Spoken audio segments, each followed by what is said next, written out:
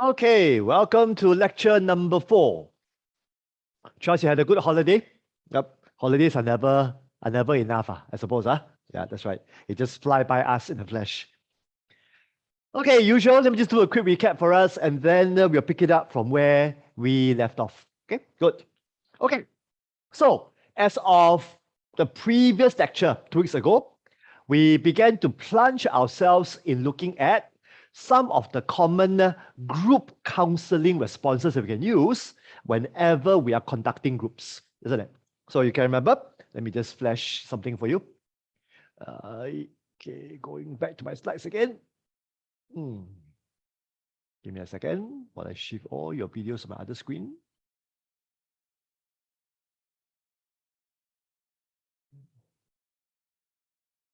Hang on. Okay, good. I can see all of you. Okay, so you can remember, we spoke about the idea of having different considerations that may help us to better able to respond when we are leading groups moment to moment. What are some considerations? Well, the first one is really the consideration of intents. You can remember? Right? And when we talk about intents, there are basically 3 major intents. We have to acknowledge,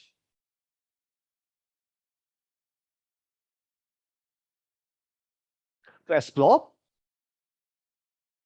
as well as to challenge. Right? So this seems to be the first consideration that may inform us about what should we do at any point in our group sessions. Second consideration is all about the who, isn't it? Very important. So when we talk about the who, we are really talking about, do we want to be focusing on an individual member or a subgroup or even the entire group? So that will be another consideration that might inform us about what to do within a group counseling context. After that, the consideration is all about the whats. So what do we mean by the what? This is where we want to be considering what do we want our client, what do we want our group members to be talking about. So it could be wanting them to talk more about their thoughts, wanting them to talk more about their feelings, wanting them to talk more about their behaviors, or even some macro stuff like their experiences. Okay, so that could also be the what as well. Good. After that, this consideration is all about the where, isn't it? So the where here refers to within the group as well as outside of the group. And finally, the final consideration is the when, isn't it? So this is where, when we talk about the when, we're essentially talking about time zone. So this is where, throughout the group sessions, sometimes we may want our group to focus on the past, we may want our group to focus on the future, and sometimes we may want our group to focus on the present and even looking at the here and the now. Another word for it is the word called immediacy. So there we have it, all the major considerations that we want to bear in mind that may inform us about what should we do at different points during our group sessions. Following that, what do we do? Following that, we began to look at some of the responses, some of the group counseling responses that we can use. Or the ones that we have covered so far. Take a look. Well, so far, we basically completed the first 2 categories of responses. First category is what we call the essential responses. What we did previously was we spoke about the idea of how can we open and close sessions, isn't it? And we also spoke about the idea of how can we go about attending to the group. So you can remember, we spoke about this idea of scanning, meaning whenever you run a group, even though one member might be talking, while we want to be paying attention to this member, we also need to be scanning around the room to see how are the other members responding to what this one member is saying. Got it? So we talk about the attending behavior tends to be different when we're doing it in a group counseling context. Good. And after we explored these three techniques or responses, we went on to look at second category, which is all about the passive responses. This is where we spoke at length about paraphrasing and empathizing. And we found out that the major difference between empathizing and paraphrasing is really the contents. Very simple. Whenever we paraphrase, we're essentially trying to clarify with the group whether have we gotten the facts correctly. Whenever we are empathizing, we're essentially trying to make sure that we are getting the feelings of the group correctly. So the focus, the content seems to be a little bit different. Okay? And of course, giving feedback is where we want to call something out. What do I mean? More often than not, it will be referring to non-verbals. Example, as John begins to talk about something, if I notice that Matthew and Peter were nodding away, what do? Once John completed his sharing, I could say, oh, Peter and Matthew, I noticed that when John was talking, you guys were nodding. And I wonder what was going on that led you to be nodding. What just happened? I just gave feedback. I gave feedback about a particular non-verbal behavior that I picked up. And I wanted to call it out so that the members, in this case Matthew and Peter, can go on to share more about what seems to be behind their nodding, basically. So that is what we mean by giving feedback. Okay, got it? So if you ask me, more often than not, when we do empathizing, paraphrasing, and giving feedback, the major intent here is really to acknowledge.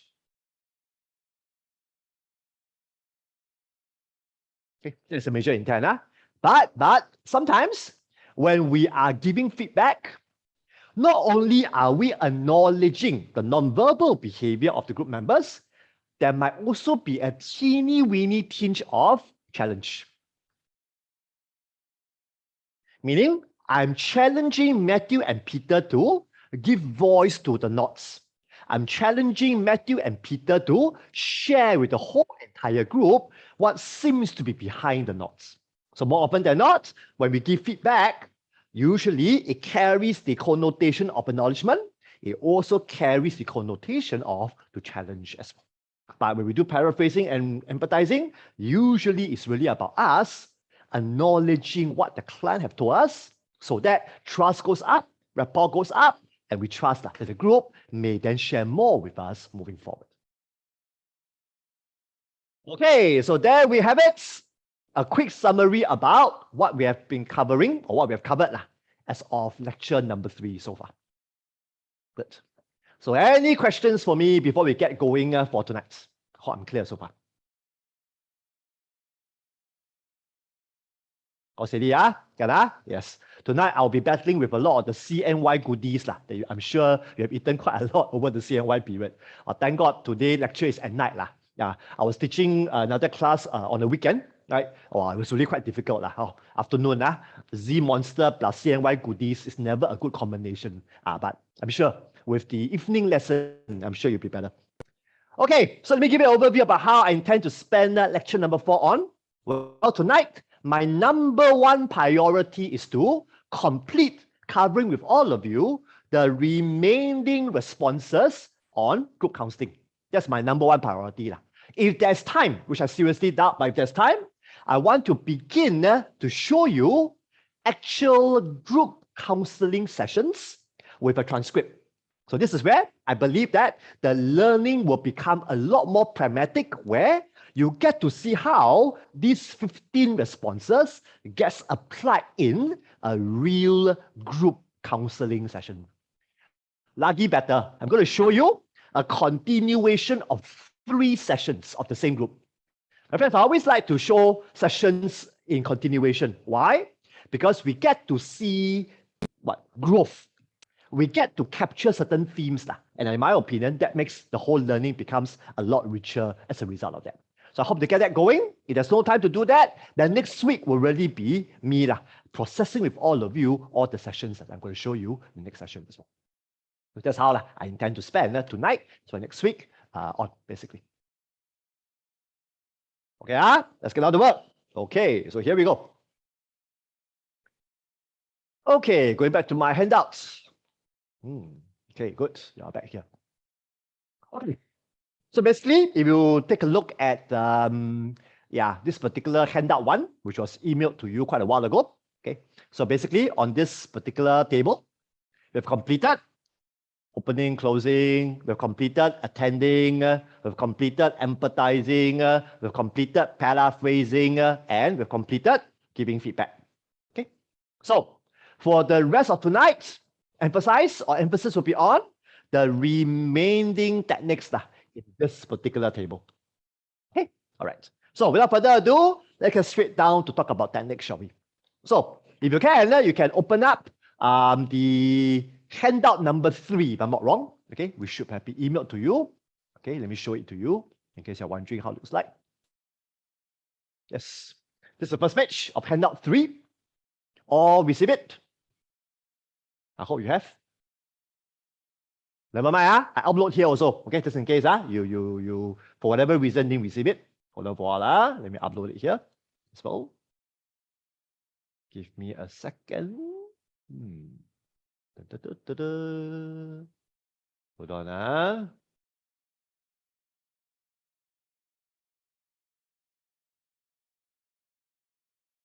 Okay, yes. This should be it.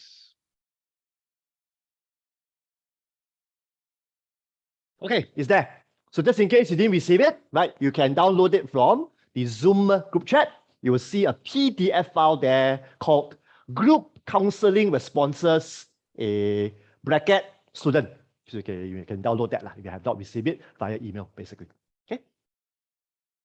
Okay, quickly then. So under the active responses, there are 3 techniques. What are they? We have what we call clarifying, followed by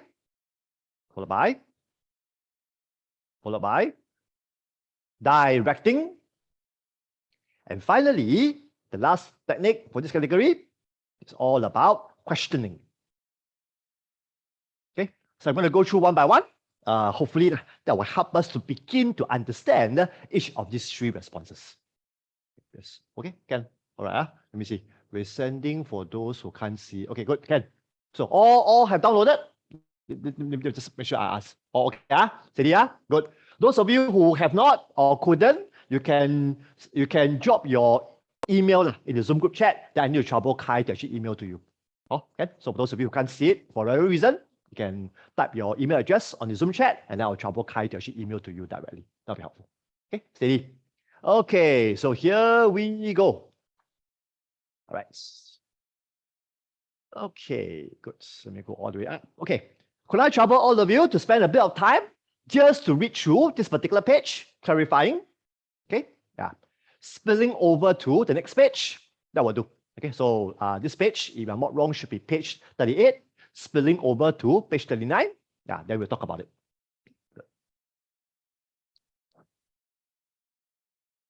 So page 38, spilling over to page 39, and we'll talk about it.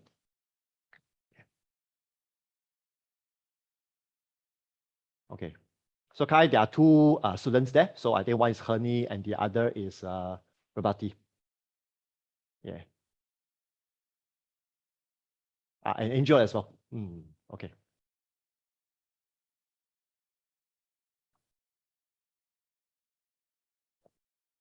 Thanks.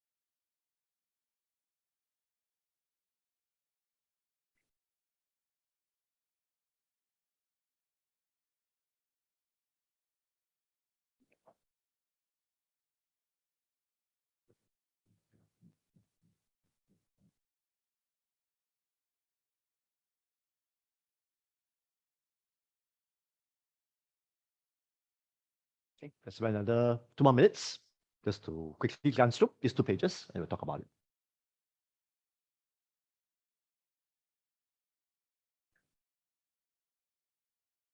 Thanks, Kai.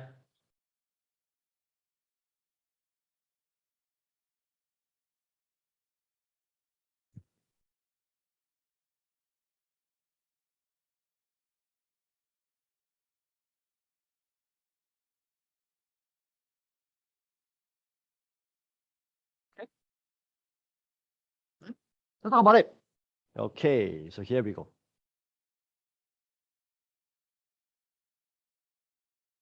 Okay.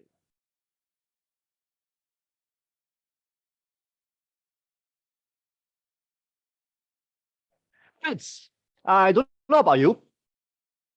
Usually, when we read about a technique called clarifying, right, it is usually quite easy for anyone to belittle the value of clarifying. Let me explain to you a bit more about what I mean by that. Now, the society that we live in, right, seems to give more credit to people who are able to understand something without asking more questions. I say again, the society that we live in seems to give a lot of credit to people who are able to understand something without further clarification. So I don't know about you. I remember when I was in school, that's quite a long time ago, right? I always feel the pressure that when the lecturer says something, right, when the lecturer asks, okay, understand, usually I don't know about you, I always feel the pressure to say, yes, I understand, but actually I don't. Right, and more often than not, right, wow, the lecturer, when the lecturer hear everybody say understand, right, wow, he feels very shocked because it's like affirming him that he has done a good job in explaining something very well. And let's say if a student were to say, sir, I don't really understand. Then you can see the lecturer's face, right? Turn color. It's like, wow, why this person don't understand one, isn't it? Now, my friends, this is where, right, you'll find that in counseling, we tend to reward the opposite. So what do I mean by reward the opposite? We tend to reward counselors who take the trouble to clarify things. I say again. So in counseling, we tend to do the opposite, which is we tend to want to reward counselors who take the trouble to clarify things. Why is that so? Here comes the reason. Now, a lot of times, right, when clients come to see us, they tend to talk about very heavy duty stuff, isn't it? And heavy duty stuff, right, usually comes across as rather vague. My friends, when we talk about heavy duty stuff, it's normally about what? Pain, isn't it? When was the last time you talked to your BFF about a painful episode? I'm pretty sure the first round when you told your BFF about your painful episode, you didn't really come across that clearly, isn't it? You probably said something and then you cried. You said something even more and you cried, isn't it? It's quite difficult for anyone to be very clear about something painful that happened to them. It's usually not that easy for anyone to find the right words to talk about something traumatic that happened to them. And this is where, right, it's so important for counselors, whether are you doing individual counseling, group counseling, to really be thick-skinned enough, to really be curious enough to really ask for clarification. Why? It's because as you become curious to ask, you are doing yourself and your client a big favor. What do I mean? As you clarify, your client is put on the spot to say more. As your client say more, he or she also become clearer about what is going on. And the group setting, as you are thick-skinned to ask more, right, you are also doing your other group members a favor. Because other group members, right, might be also very blur, no? Hey, wow, John just said that he feel like dying. I don't know what he meant by that, no? What happens? So as you clarify, you're also doing your group members a favor. And as John begins to share more about why he's thinking about dying, guess what? All the other group members can also begin to understand what is it like for John to say such a statement. Can you all follow me so far, my friends? Okay, understand. So if you ask me, right, I'll say to you, all the more in group setting, a group counselor have to be thick-skinned enough to clarify. Why? It's because usually, okay, if you are a seasoned group counselor, normally, right, when a member says something, right, usually, you'll be the first one to get it. Usually, once you have been in the field for a long time, but now comes the best part. So even if I'm the only one who get it, so what? I need to make sure that all the other members get it, isn't it? So if I am the only one who get it, no point, it only benefits me. It doesn't benefit the rest of them. No point. There's no connection. There is no rapport. There's no cohesion. No point. And so a lot of times, right, we end up having to clarify things, not just for our own benefit, but it's really for the benefit of the other group members. That's why we do the clarification bit more often than not. So far, are you still with me? Okay. So next time when you think that this statement very clear think again look around, scan. If you look at the other members, they all look very confused. They all look like, wow, seeing stars. What do? Even though you got it, do an extra step to clarify with that member. So that as the member clarify things, is also helping to gain clarity for the remaining of the group members as well. Okay. Good. So now comes the question. How then do we clarify? Very simple, isn't it? I guess I can do it in a few different varieties of ways. Well, the first could just be a very straightforward way called tell me more, isn't it?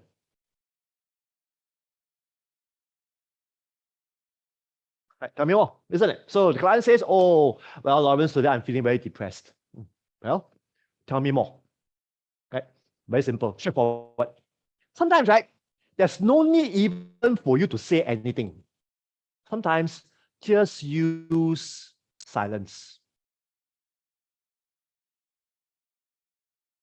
Will do the trick. Really, to be honest with you.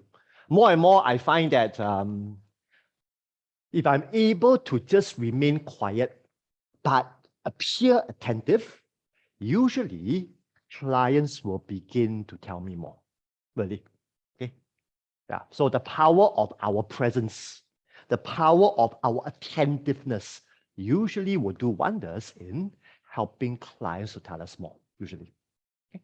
Then, of course, if you want, you can also use a question, isn't it?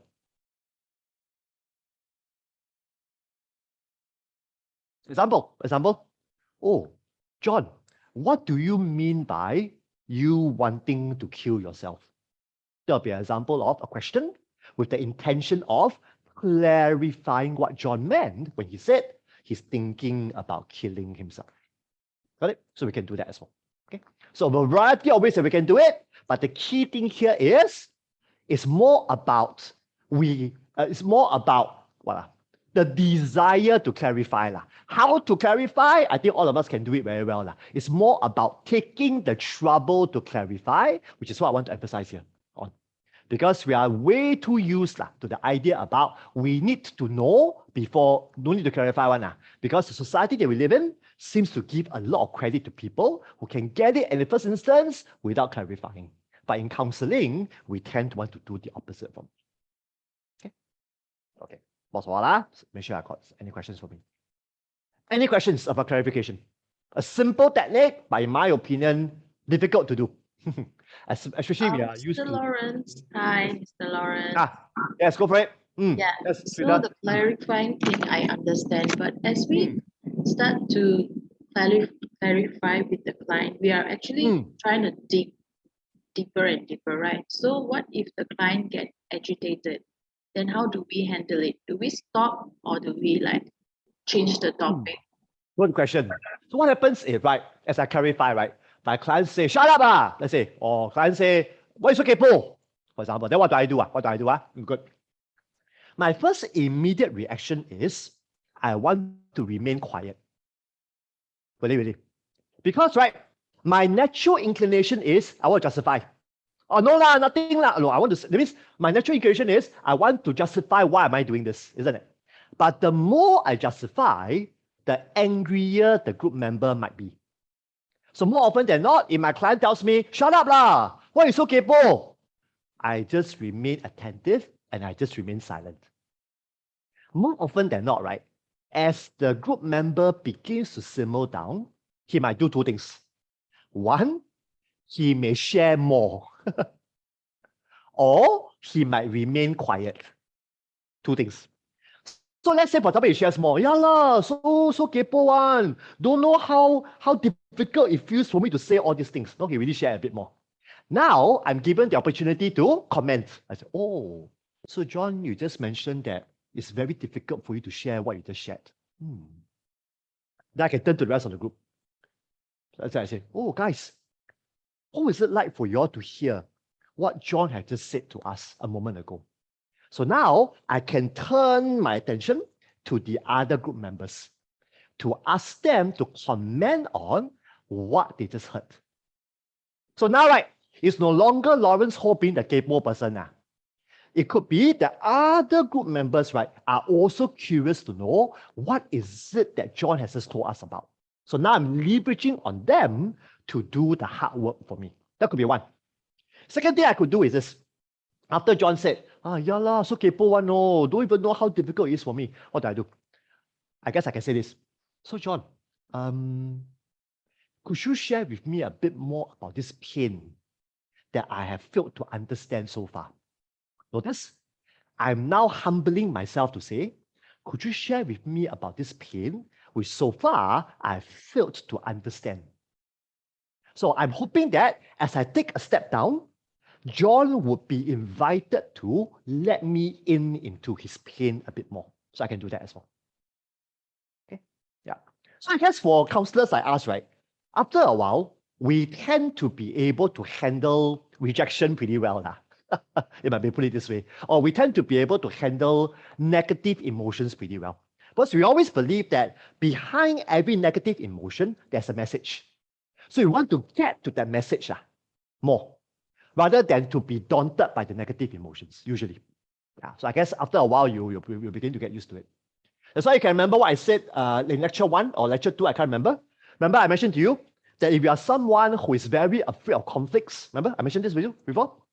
You have to think again about this profession, because more often than not, if you're afraid of conflicts, you will be quite daunted when your group members begin to exhibit negative emotions. You will either freeze or you want to flee. So that the flight mode it will come in. But these are the opportunities where usually if we stay with it, there will be more gems that will come out as a result of that. But the whole idea here is to be comfortable with it after a while. Okay? So I hope that's all clarified things a bit. Okay, thanks, Shreya. Thank you, Lawrence. No problem. Good. Other questions for me about clarifying? Quite easy, right? Nothing too difficult. Oh, it's pretty simple. It's more about taking the trouble to do it, which I wanted to emphasize on more. Okay. Okay, now let's continue. Okay, now let's get to the next part. Next one, my favorite. Okay. Yeah. Oh, okay, before that, there's a question for me. Hold on. Okay. Stephanie asked, can we combine clarifications with empathizing? Oh yeah, I would. So let me just comment on this a bit more. So usually for me, right, I usually will not want to keep clarifying all the way. So normally for me is, after I clarify, as the client shares something, I would normally want to either do a paraphrase or empathizing statement before I ask for another clarification. So it's like a 1-2 punch. Because if I were to keep going on the streak of clarifying all the way, right, then clients may feel as though I'm really a busybody, or I'm just an IO, not executive officer, or I'm just someone who is just into the details without really caring about the person. You know, kind of idea? So I guess it's really about what's the word? alternating between clarifying, empathizing, clarifying, empathizing kind of thing. So I think that will help to cushion the clarifying to become too endless, when we put it that way. Yeah, so I will do that. Seth, I'll do that. Good. Then there's a question for me about, Nabila asked, okay, do we encounter this kind of more? Good question. Good. Yes, good question, Nabila. If I be brutally honest, Nabila, you are right. You will tend to encounter negative emotions a lot more in group counseling. Not just group. If you have aspirations to do couple counseling, family counseling, guess what? We have to be prepared for even more occurrences of negative emotions. Okay, yeah, you're right. Individual also have but usually it's a bit more contained. But in a family, couple, or group, sometimes it can be quite hard to contain, especially if you have a few members who are having the same negative emotions at the same time. That might be difficult. So later on, when I talk about the stages of group development, I will share a lot more about how do we handle those kind of situations if a few members are really after our throat. How do we handle that? So I'll get to that later. Yeah, so you're right. Usually group will have more of these negative emotions. Good. Okay, continue. All right. Go back to my handouts. Okay. Now could I invite you to read through this particular interesting technique called directing. I'll have a lot to say about this. So could I just get you to read through page number 40, spilling over to 41. We'll talk about it. Yeah, interesting. I'm sure you find it interesting as well. 40 and 41. Okay.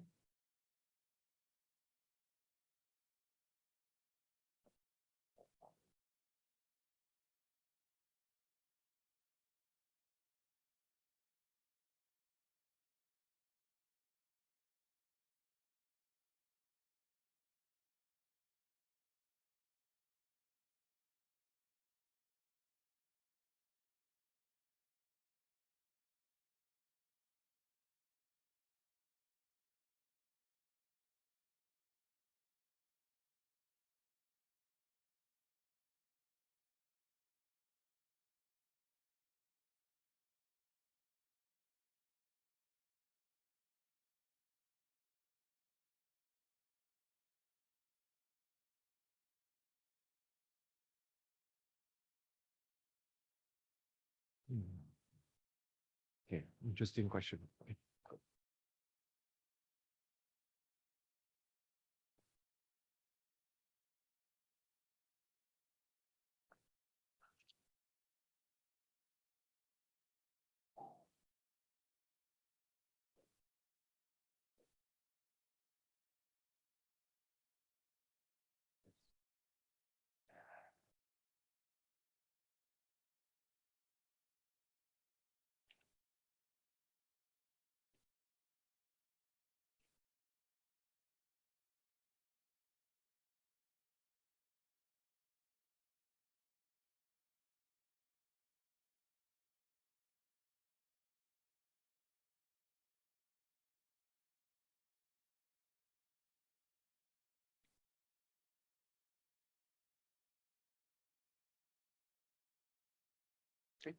1 minute for us to wrap up our reading on directing. We'll talk about it.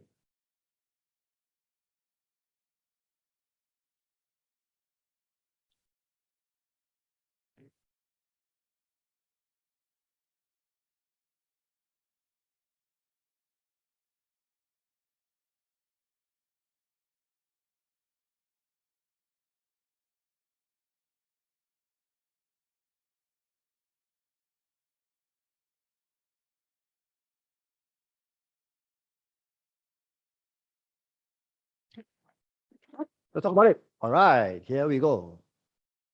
Da-da-da-da-da. Okay.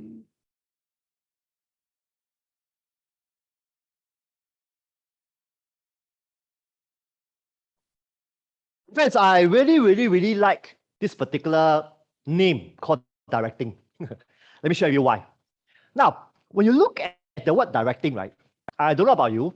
I will usually think about a director, isn't it? Some of you who knows me well, you know that I am a movie junkie. I love to watch movies. Really, I do. These 2 years has been tough. Because I've been avoiding the cinema due to COVID, but I'm still a very, very, very, very, very hardcore movie junkie to the heart. Now, if you ever were to watch a director at work, what would he do? As the actor do the acting, after some time, director, cut! Wow, all wake up already. Cut! Wow, then, okay, Brad Pitt, I need more emotions from you, whatever. Matt Damien, I need you to be less, whatever, isn't it? So more often than not, the director will call cut, followed by a specific directive that will come from him, isn't it? About what he wants the actor to do more or less or whatever not. Now, the same idea goes here. Okay? So when we talk about directing, we are referring to the same idea where we, the group counselor, call cut.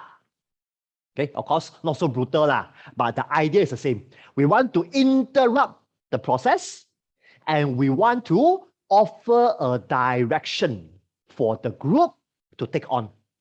Got it? So the same idea goes if you compare that with a movie director. Got it? Now, this is where, right, it really makes a counseling group very different from a support group. What do I mean? If you ever were to go to a support group, especially a self-help group like AA, right, usually, right, after a while, you wonder, where is the group facilitator? Because, right, usually they will be, very relaxed one. Just let the group continue, autopilot. Now, that kind of model works well in the self-help group because it's about sharing. But when we are leading a counseling group, when we are leading an experiential group, when we are leading a psycho-ed group, that cannot happen. Because the counselor, we need to provide direction. We need to provide some form of focus so that the sessions can be maximized to the best that we can. So that's the reason why, right, for us, right, we usually have to call cut and we direct the group to somewhere that we find to be helpful. Let me give you an example. Now, let's say, for example, if I'm leading a group, for example, of guys, right, who are there because they have anger management issues towards their wife, for example. What do? Let's say this gang of guys continue to complain about how mean their wives are. Or worse still, some of them even say, oh, my wife made me do it. If my wife were to be more obedient, there wouldn't be a need for me to slap her. Let's say they begin to talk in this kind of fashion. What do? Now, I cannot let this continue. Because if I let it continue, what happens? It'll become a wife bashing session. I can't. So what do? I have to come in. So I will say, well, guys, I seem to be hearing this particular message that it's not my fault. It is our spouse's fault.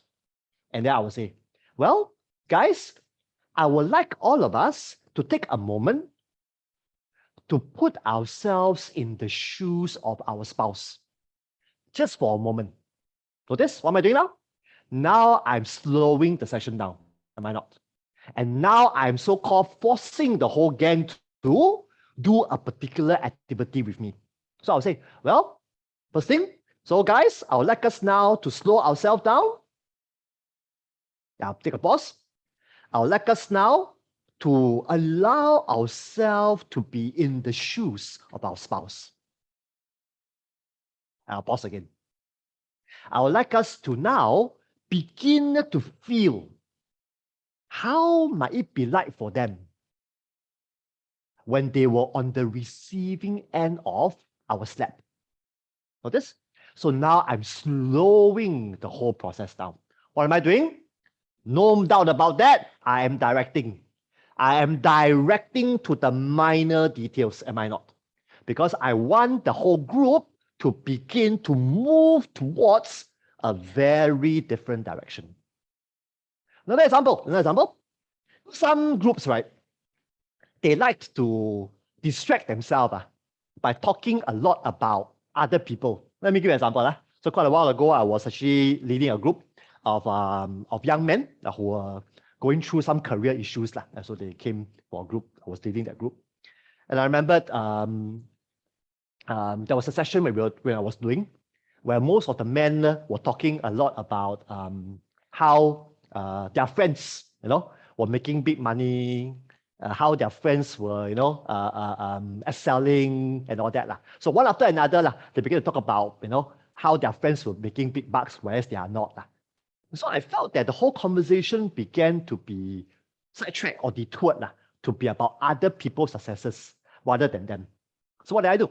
So I decided to bring the focus back to them by saying, oh, well, guys, I seem to be hearing that for today, the focus seems to be more on other people being successful. I wonder, how does it feel like for you as you see your friends being successful and you're not? So now I begin to bring the focus back to how they are feeling individually, seeing their good friends succeeding out there in their careers. So this is where, right, I am directing traffic from outside back to the inside as well. So that could be another example of directing. Another example could be the time zone. What do I mean? Sometimes, right, it can work both ways. Some groups, they like to be in the past all the time. Means they like to be reminiscing about the good old days. Last time, wow, I was so successful, everybody look up to me, reminiscing about the good old days, isn't it? What do? For those kind of groups, I have to direct them to a different time zone. So it could be the present time zone. It could even be the future time zone as well. Whereas for other groups, they like to be operating in the future as a way of distracting them from feeling the here and the now or revisiting their past trauma or whatever not. For those groups, I have to direct them to talk about the past, isn't it? So that can also be another example of me directing traffic to a different time zone as well. Am I making sense, my friends? Sometimes, right? Sometimes directing can also be the who. Means what? Example, let's say, for example, out of a group of 8 people, right? Only 3 keep talking non-stop for the last 2 sessions. What do? I have to direct. So I direct by asking the other 5 members to also begin to chip in to share their views as well. So directing could also be directing traffic to get the less involved members to be more involved. It could be directing traffic to get the 2 involved members to shut up. So that could also be possible as well. So that will also be part of directing as well. So pretty very simply, we are called upon as a counselor to provide direction throughout the session. So that's something that we have to be doing well, basically. Okay. So far, still with me? Good. Okay, I want to backpedal to a very good question that Judith asked, which sorry, Judith, I missed out on your question just now. Good. So there's a question, if you look at the Zoom chat, Judith asked me a very good question. If a particular member gets very upset or angry, do you, that means do I, have to address it on the same day, or can I bring up to the next session? Good question, Judith. I guess, right, there will be a few criteria that will inform me about what to do. First criteria, I need to notice about whether this particular member's anger or sadness, how much is it affecting the group? Now, what do I mean? Let's say if this member is very angry, very hot, slam table, right? Shout profanities or whatever, and he keeps going on and on with that. Obviously, he's affecting the rest of the group members. If that is the case, I have to nip it in the bud to address it. So how will I address it? A few ways I will do it. First way I want to do it is, I want to attend to him individually with the group witnessing it. So I say, so John, could you share with us a bit more about what is it they're so angry about? So I guess I want to attend to him. But as I get him to share more, I will then get the other group members involved. So guys, now that we understand a bit about what Peter is angry about, how are you guys feeling about Peter's anger? So now I will invite the rest of the group to also comment on how have they been impacted by Peter's anger, whatever. So that will be how I want to address it. Now, if my addressing fails, meaning Peter continues to shout profanities, Peter continues to bang table or furniture, what do? Well, I have to make a call. What call? I may have to ask Peter to take a timeout. I may have to. For the sake of the rest of the group, I have to begin to make decisions of this nature. So I may have to do that, basically. So I guess, so that's the first criteria, which I want to, that will guide me to know what to do on the spot. Now, sadness is a bit more trickier. What do I mean? So if I were to see a member crying profusely, what do? More often than not, if the crying isn't that distracting, I will normally leave the crying member for a while I attend to the rest of the members. Okay.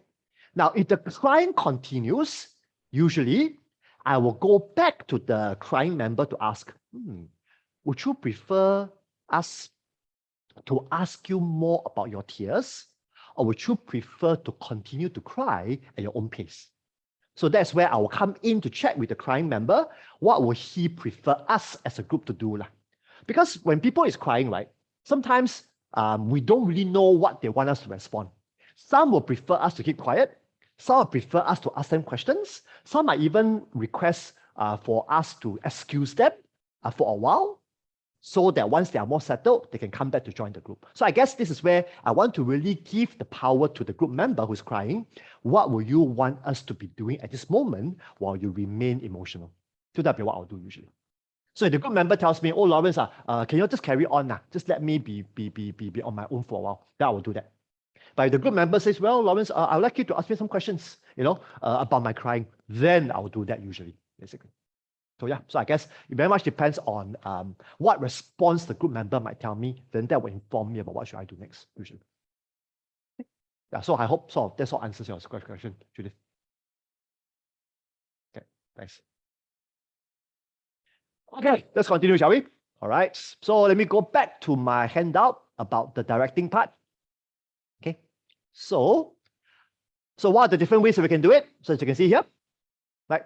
So usually, right, notice how we direct, usually we'll begin with an I word, isn't it? Over here. Right? So this, my friends, is really a very directive stance.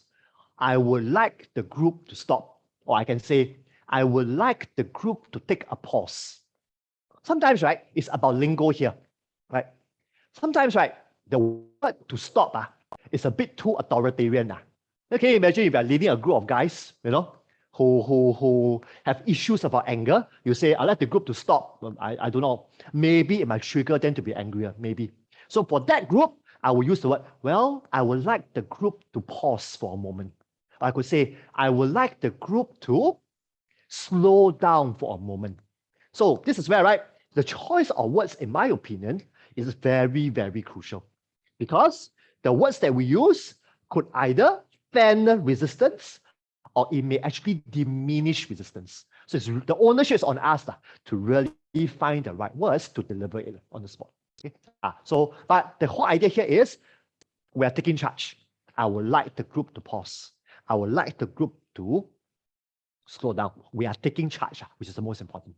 Okay? This part, I would like the group to use whatever. Then this part, I want to stop the group here. Once again, I'm not a fan of the word I want to, because I feel that it sounds a bit too demanding, a little bit too authoritarian. So I prefer to still use the word I would like the group, which sounds a lot more respectful and a lot less authoritarian for me. Okay. One more thing to remember. My friends, if you are someone who is rather afraid to interrupt conversations, this is where you need to be training yourself up to do this. Because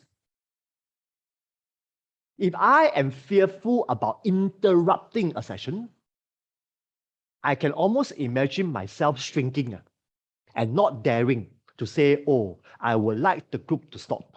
Oh, I would like the group to slow down. It's going to be very difficult. So this is where, right, you have to begin your practice by doing your one-to-one counseling. Meaning, doing your one-to-one counseling, you have to already be training yourself to interrupt the conversation to direct traffic in the one-to-one sessions. So once you are used to that, when you go to the group level, that is where you become a lot easier. Okay? That's why a lot of training, right, my friends, starts in the one-to-one. In one-to-one, you train well, the group, the transition will be easier. The one-to-one, you struggle, the group will probably be a bigger struggle for you, basically. That's why all these habits has to be built up from the one-to-one, then transfer over to the group eventually. Okay. Yeah. Okay, quickly moving on. Now we get to the final technique for this category. Very simple. It's called questioning. I will share something here. So can I invite you to just read through this page? If I'm not wrong, it's page 42, spilling over to page 43. Will do. Okay, 44 lah. Quite simple. Then we'll talk about it. Okay, yeah, 42 to 44.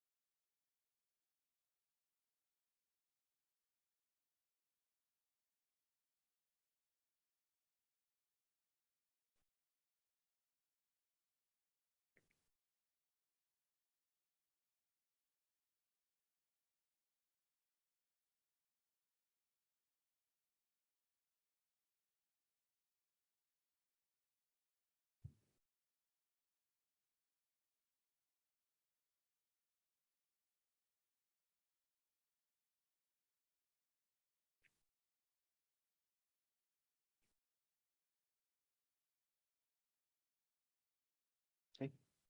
There's 2 more minutes for us to read through this particular technique on questioning.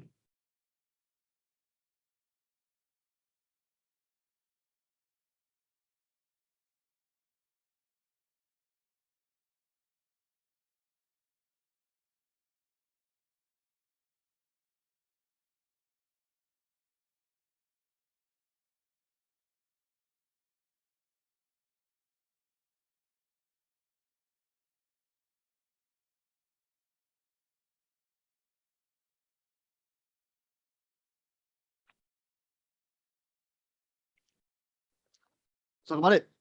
Okay, let me go back to my whiteboard.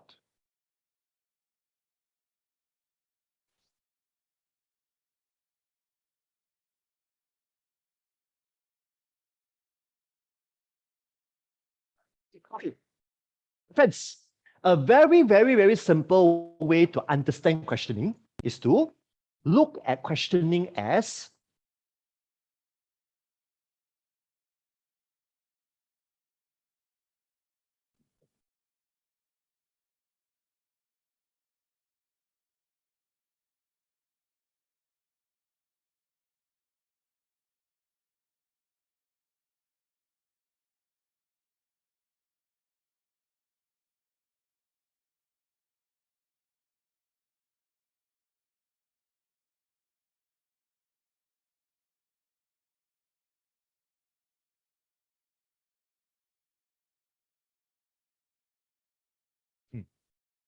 is to look at questioning as a generic technique that can be used with other techniques.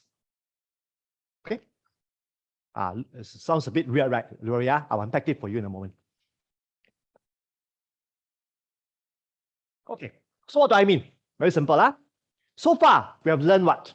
We have learned clarifying and we have learned directing, isn't it? So guess what? We can literally use questions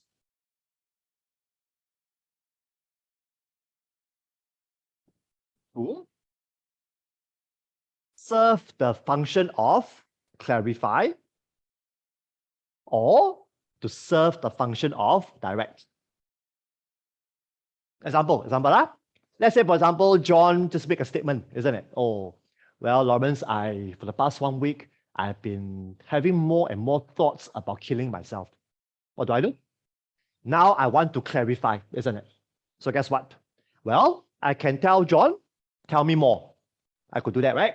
Or I can actually use a question to invite John to clarify what he meant by wanting to kill himself. So I could say, oh, John, what do you exactly mean when you say that you have been having more and more thoughts about wanting to kill yourself? What's happened? I'm using questions to fulfill the intention of clarify. Got it? So I can do that. Another example. Let's say now, okay? I want to direct traffic again, okay? But I want to sound less wordy. Let's say, for example, I'm quite confident. So instead of saying, oh, I'd like the group to stop, whatever, I no need. So let's say, for example, the group keeps talking about thoughts, for example, okay? Now I want the group to talk about feelings, for example. What do? I say, okay, well, guys, how is it like for all of you to feel, or rephrase, guys, what seems to be some feelings that you're feeling right now as you recount about what your wife said to you before they apply their personal protection order, for example? What does happen? So now I'm using a question to change the direction of the session. I'm using a question to change the overall direction of the session, basically. So I could do that as well. Got it? So this is what I mean by questions. Okay, another example. 2 weeks ago, I shared quite a lot about opening and closing. Did I not? Same thing. So more often than not, when we open a session, we can use questions. Example, so guys, right, what has been some thoughts that you had about last session that you want to share today? Guess what? I'm using a question for the purpose of opening. I could also use questions for closing. Oh, so guys, okay, so after summarizing what we did today, what has been some takeaways that you will bring home after today's session? Guess what? So the takeaway was being framed in a question form, and it was achieving the closing technique. Got it? So pretty very simply is, usually, right, whatever responses that we use, more often than not, we probably would use the mannerism of questioning to achieve those responses, basically. That making sense so far? That's why earlier on I said questioning is a form of generic technique, right? That can be used with other techniques. That's what I meant by that, basically. Okay. I'm about to join you in case you lost me. Are you still with me? Okay, good. One more thing. Now, the couple of pages that you read, the authors also talk about the idea of open questions versus closed questions, isn't it? So let me just quickly comment about that. Back to my whiteboard. Now you'll find that there's a trick that I normally would share with students, which is, if you want your questions to sound more open-ended, more often than not, if I were to be you, I want to use either the how word or the what word. So I say again, more often than not, if I want my questions to sound open-ended, I typically would use the how words or the what words. The handout, the authors basically emphasize on the how word more. But for my experience, I found not only the how word make questions sound open-ended, the what word also makes questions sound pretty open-ended as well. Okay? So I think it's a good guideline to remember if you want your questions to sound more open-ended generally. Okay, yeah. Okay, all right. So now let me go back to the handout to share some more things with you. Okay, so if I may bring you down to this particular part of the example, quite cool. Yeah. So notice, right? If you look at this whole entire page, right? Page, if I'm not wrong, 43, right? Okay. You notice that the counselor basically used a combination of the what word and the how word, isn't it? So we see over here, right? This question, right? How does the group, or so what does the group want to do with the issue of confidentiality? The what word was being used. After that, how does the group feel about Susan wanting to drop out of the group? Notice the how word was being used.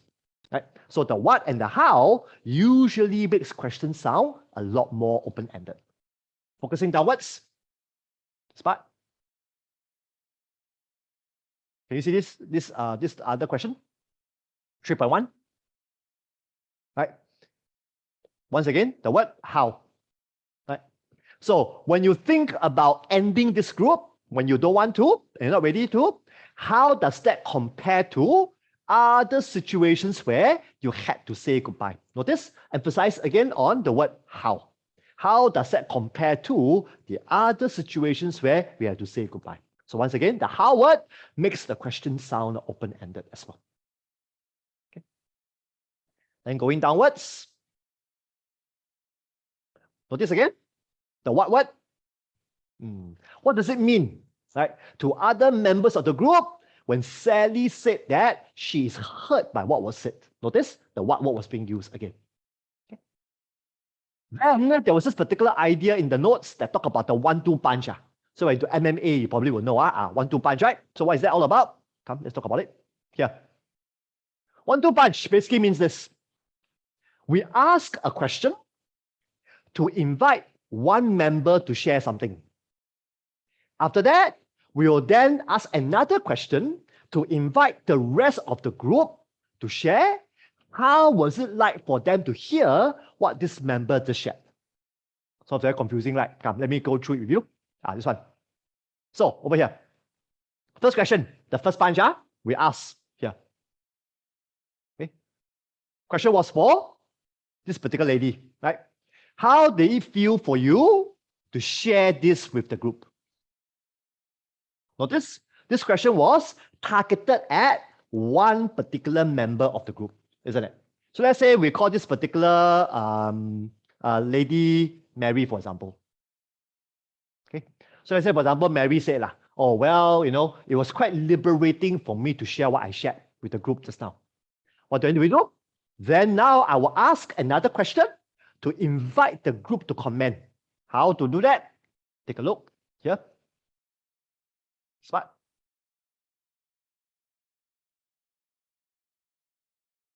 Yeah. This question, right? So I wonder, how is it been for the group to focus a lot of energy on Debbie? So now the focus is more on the rest of the group. How are they responding to whatever that Debbie just said, basically? So that's what we mean by the 1-2 punch, basically. Okay. So it's about attending to one member. After that, attending to the larger group about what Debbie just said or what Mary just said, basically. So I think we're just toggling between the two, basically. Okay. Yeah. So you're going to ask me, what is the intention of doing that for? Well, it's to make sure that we are keeping everybody informed or involved. But sometimes, right, in a group setting, we may run into this difficulty of, if we keep focusing on individual members, other members may actually feel neglected. But if you only focus on the large group all the time, then individual members may feel neglected as well. So I think it's always about toggling between knowing when to focus more microly and when to zoom out to focus on the more macro bits. So it's always toggling between the two, which makes group counseling so much more difficult. Because if we don't, usually the group sessions will become rather lopsided after a while. So it's always about making sure that we are keeping tabs of both individual members as well as the larger group as well. Okay. So the 1-2 punch is a very good way of, as we attend to one member, we'll zoom out to ask a bit more about the rest of the group's responses as well. So I think that's what we typically would do more often than not. Okay. Let me give you another example, which was happened to my group before. Right. So I remember quite a few years ago, I was actually leading a group. Right. It was an experiential group about self-awareness. So I remember it was a co-ed group. So there were quite a few ladies and there were quite a few guys who came for this group. So I remember there was this particular guy who has been very quiet for the first 4 sessions. I remember, so he was very quiet, but I could see that he was quite observant throughout the whole 4 sessions. So finally, at the 5th session, for whatever reason, he began to share. So he shared something along the lines of him feeling very ashamed about his past and about his life. So it was a very deep sharing that he said about that. So I remember as he began to share about being ashamed about his life and all that, I gave him the space to share. After that, I asked him, let's call this particular guy John. I said, also John, how was it like to share such an intimate part of your life with the group? I remember he said to me, well, Lawrence, I must say that I have a mixture of feelings when I did that. On the one hand, it felt liberating that finally I'm able to get this off my chest. And yet, on the other hand, I feel fearful. I wonder whether would the group now judge me now that I was so open to share about my life, that kind of thing. What do I do? So after he shared about how it was like for him to share all these things, I turned to the group. I said, oh, so I wonder, for the rest of us, even as you just heard what John has just shared, how many of you resonate with what John just shared? And how many of you actually have a different experience from what John just shared? So now I ask another question to invite the rest of the group members to begin to connect with John. So I remembered when I asked the first question, how many of you resonate with what John just shared? I remembered there were at least half of the group members who actually acknowledged this. Yeah, no, John, thank you so much for sharing what you just shared. I also went through a journey of rejecting myself. I also went through a journey of denying myself, whatever not. And that became a very therapeutic moment for John to be connected with the other members. And then, of course, some other members actually shared that they have different opinions or whatever not as well. So that's what we mean. But as we attend to John, we also begin to ask another question to get the other group members to also comment on how are they connecting or not connecting with what John just said as well. So I guess that's how we try to formulate cohesion within the group as well. Okay, just pause for a while. Questions for me about these 3 techniques: clarifying, directing, as well as questioning. Anything to ask me?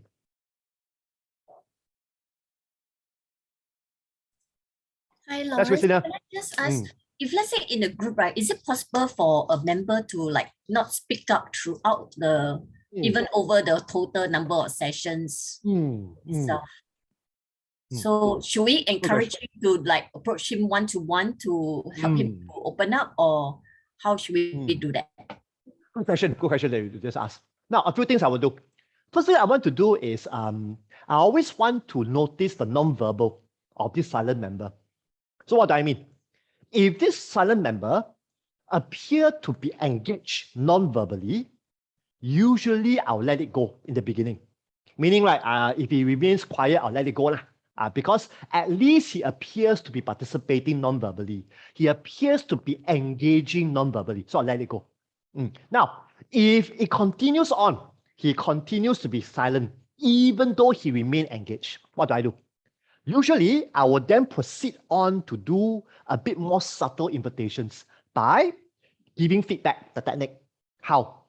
I want to begin to use the technique of giving feedback to acknowledge certain non-verbals of this silent member. So I'll say, oh, John, I noticed that even as Mary was talking just now about herself, I noticed you looking intently at her.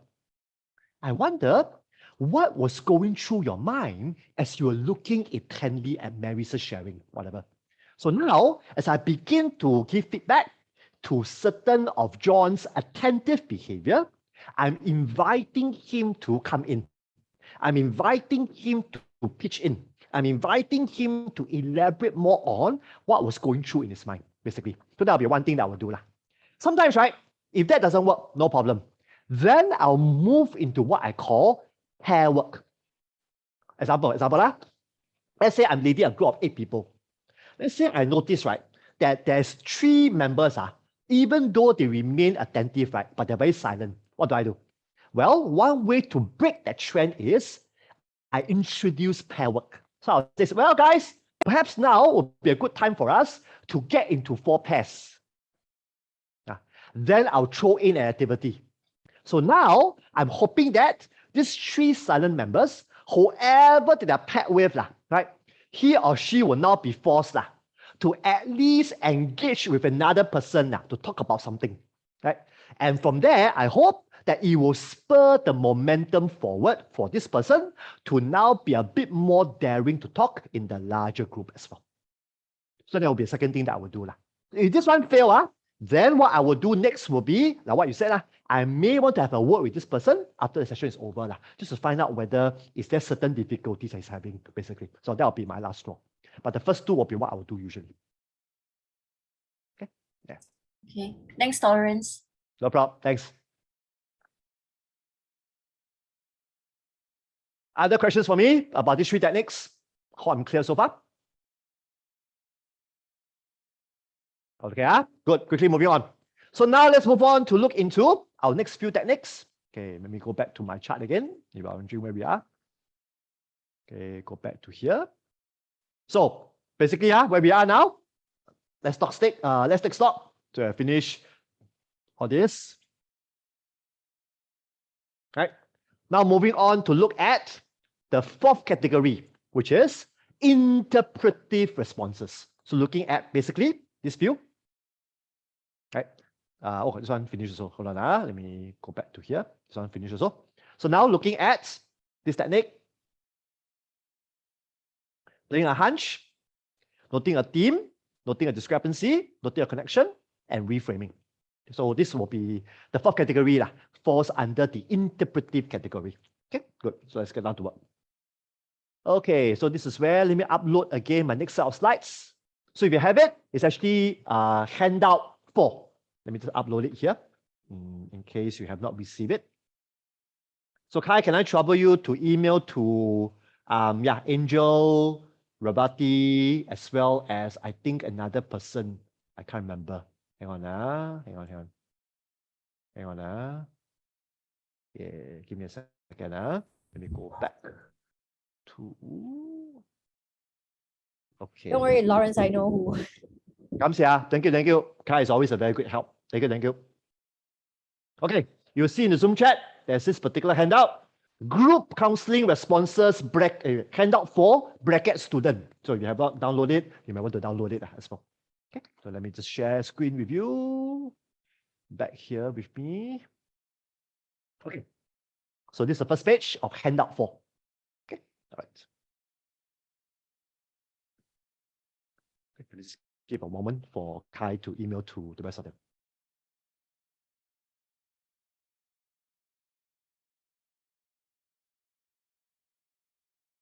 Oh, Dropbox links. Okay, I see. Got it. This one, Ying, is beyond me. My technology skill only stop here. Again, I'll leave it to Kai to share the link with you all. Yeah.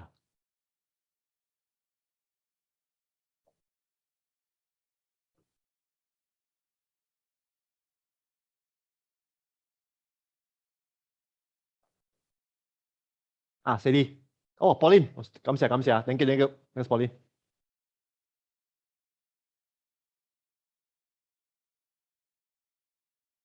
So Pauline, you have a cut, okay, from my lecturing fee tonight. Okay?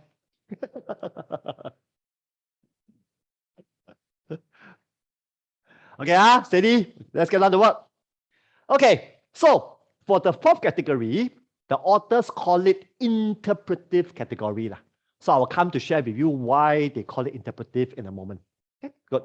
So first things first, let's tackle the first technique in this category. Then we'll go for a break after that. Okay. First category is called playing a hunch. Good.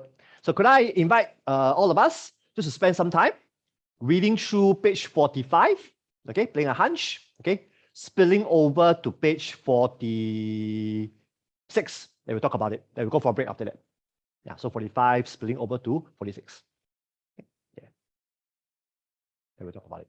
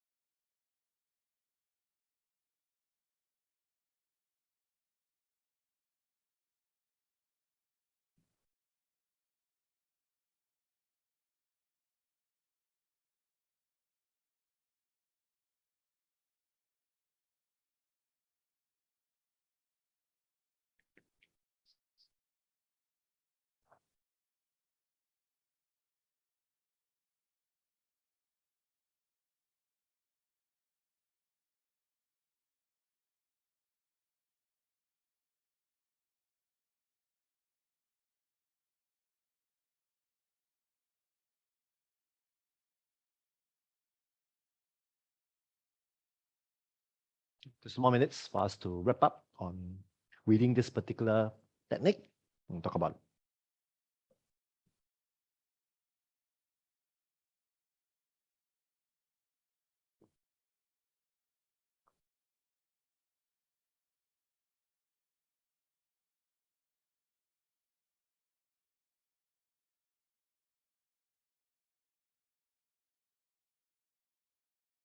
Okay, let's talk about it, shall we?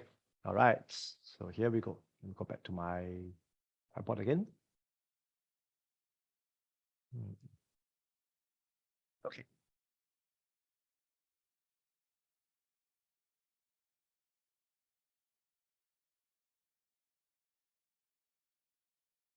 Okay. Before I get down to talk about how do we do it, let me share with all of us the benefits of doing playing a hunch well in sessions. Okay, so here we go. Now, in counseling, we have this particular assumption. What is not being spoken sometimes will have a bigger impact than what is spoken. So I say again, in counseling, we have this particular assumption that what isn't spoken sometimes may actually have a bigger impact on what is spoken. Very chim, right? Wow, coming from Lawrence Ho, wow, quite unique. Okay, so what do I mean? Now comes the best part. Sometimes, right, especially in a group setting, when we sense that there are some things or some issues that's not being spoken overtly, we want to call it out. We want to make it known.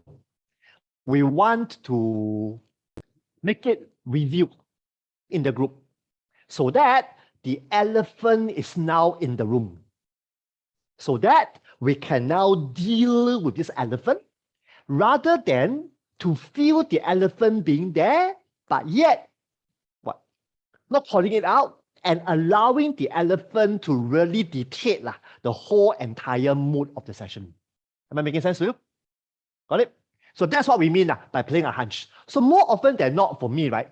Whenever I play a hunch, I tend to play a hunch based on what is there. Okay, what might be there, but not spoken. Okay, so usually for me, right, whenever I play a hunch, my guiding principle will be, what seems to be there, but it seems to be camouflage. What seems to be there, but nobody seemed to want to verbalize it. Nobody seemed to want to acknowledge it. Nobody seemed to want to call it out. That will be where I may just want to play a hunch and make it known to the whole group. And usually for me, right, I will tend to want to choose those hunches that seems to be having an impact on the group. But sometimes, right, there might be certain elephants in the room, but these elephants are quite dormant. Meaning, right, they are there, but they are not really affecting the group that much. So what do? I'll leave them there. I'll leave them to be dormant. I'll leave them to be as part of the wallpaper, no problem. But there are some elephants in the room which are really affecting the mood of the group. It's really affecting the energy of the group, right? What do? For those elephants, I will want to call it out. I will want to make it known. I will want to really get the group to confront it with me together. Am I making sense so far to you? Okay, so that is what we mean by playing a hunch. So now comes how do we do it, isn't it? Now, do we do it right? It's something that's quite hard to teach, but let me try my best to do so. Now, in the notes that you read, you probably will have noticed that sometimes it comes down to the counselor's intuition.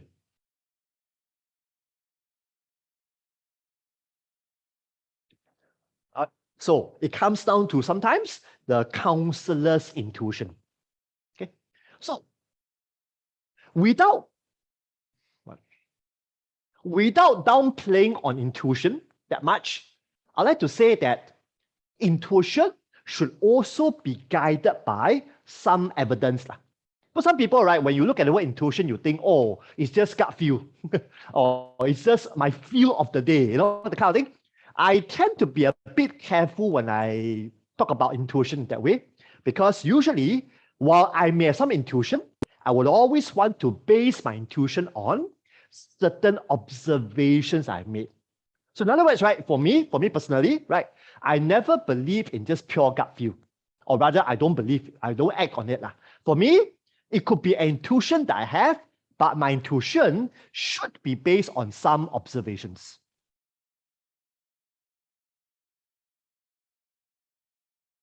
So observations here could be verbal, it could be non-verbal. It could be what was spoken, it could be what isn't spoken. So it should be based on observations that will guide me to formulate certain hunches along the way.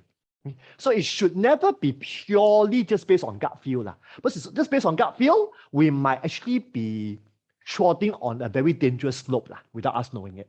So it should always be based on some observations that we detected in the group or in the session, or even something that has been happening for several sessions now that may actually make this hunch even more accurate as a result of that. Okay. Let me give you an example, take more at home.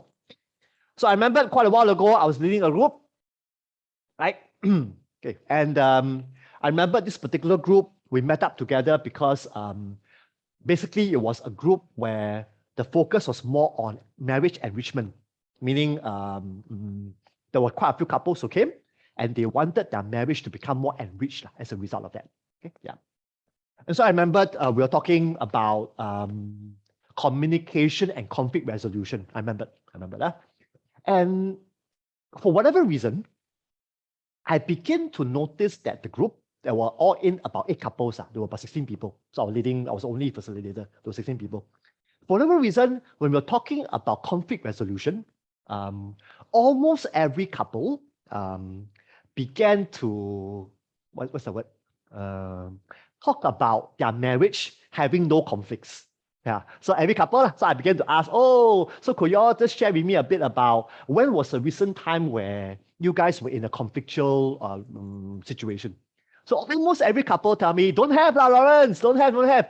Even if have, usually, we'll resolve it very fast. No, don't have. So every couple began to tell me model answer lah. Don't have, we are harmonious one, we are okay. So then I began to have a hunch. Yeah, because observation, everybody seems to downplay on conflicts. Everybody seems to tell me that conflicts isn't part of their flavor in marriage, whatever reason. What do? So I decided to call it out. So I said, oh, well, guys, I seem to have a hunch.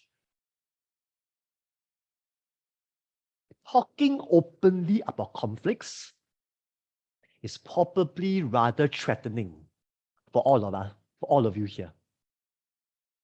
Talking about conflicts, acknowledging conflicts openly is probably something that all of you are fearful about right now. So that's what I did. And I remember when I threw this statement in, I remember, very funny. Almost all the husbands nodded. Very funny. So I'm not making a sexist statement here. I'm not. But for that group that I was leading, when I make this statement, all the husbands nodded. And I could see that most of the wives, was so-called grinning. In some ways, I think acknowledging that I probably hit the nail on the head for whatever reason that might be. And what happened thereafter was some of the wives then begin to talk about conflicts openly already. Okay? So I guess going back to the handout, that's what it means. When we throw out hunches like that, we are throwing out new information. Or sometimes, it may not be new, It's new in the sense that no one has spoken about it before. But actually, every member in the room knows already. So it's not new per se, but it's new in the terms of no one has talked about it yet. So that's new. But the members or some members, they already knew that it's happening. So it's not new to them anyway. So for me to call it out, now we can talk about it. Now we can deal with it. Now we can address it. Now we can even argue about it. So we can do that now, basically. So that was one example which I did. Then in my earlier career, I remember I was doing a group for teenagers on anger management. I remember for that particular group, after meeting them for 5 sessions, it was a total of 7 guys. I remember I was leading them. 2 guys in the 7 began to talk a lot about them wanting to change. In the beginning, all 7 of them were talking about why change or whatever not. But as we journeyed together, 2 out of the 7 began to say, I think Lawrence, I want to change. I want to do something about my anger. But the moment they get there, what happens? The other 5 begin to slam them down. They began to say, oh, you're crazy spoil market whatever. So they began to slam them down. And after a while, these 2 guys also became very quiet. They don't dare to say really that they want to change because they fear that they will be inviting verbal abuse from the other 5 guys. So what did I do? So I decided to call it out again. So I said, so it seems to me that the majority of the group, I have a hunch. Either the majority of the group is not ready for change, or they even find the idea of change to be threatening to where they are right now. So I remember I did that. And after I did that, finally, 1 or I think 3 of them began to share about how changing anger management for them equals to them becoming unmanly.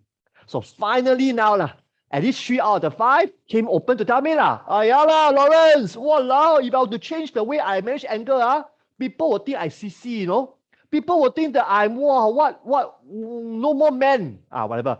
Finally, I was hoping that they would say it out, and they did, and now we can talk about So it's anger management. The way we anger management doesn't have to do with manhood, whatever. So now we can talk about it very openly already. And that became literally a turning point in our time together. Was now we're finally addressing the core thing, which is about manhood versus anger management. Should there be a link and whatever not? Yeah. So that became very helpful. It's as a result of that.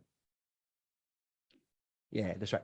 Okay, quickly, let me ask Mira, go for it. Sorry, your hand has been there for a long time, I know. Yeah. I know, it's okay, Mr. Lawrence. Yes, go for it. Sorry, Mr. Lawrence, I got locked out in the beginning. So can you just explain? Locked out in the beginning. Yes. Yeah. Can you just please explain one more time on what is playing a hunch? Good. So playing a hunch basically just means that we are having some hypothesis in our head. Okay? And if you look at the notes, right, you'll notice that the authors wrote this idea about using the counselor's intuition to formulate hunches. So I was just talking to the group just now that while intuition is important, I always believe that our intuition should be informed by observation. Okay. So observation here could refer to me picking up observation about either the verbal of the group or the non-verbal of the group, and asking myself, what seems to be something there, but it's not spoken? What seems to be something there, but it's not being revealed? And I want to call it out so that the effects can then be addressed as a result of that.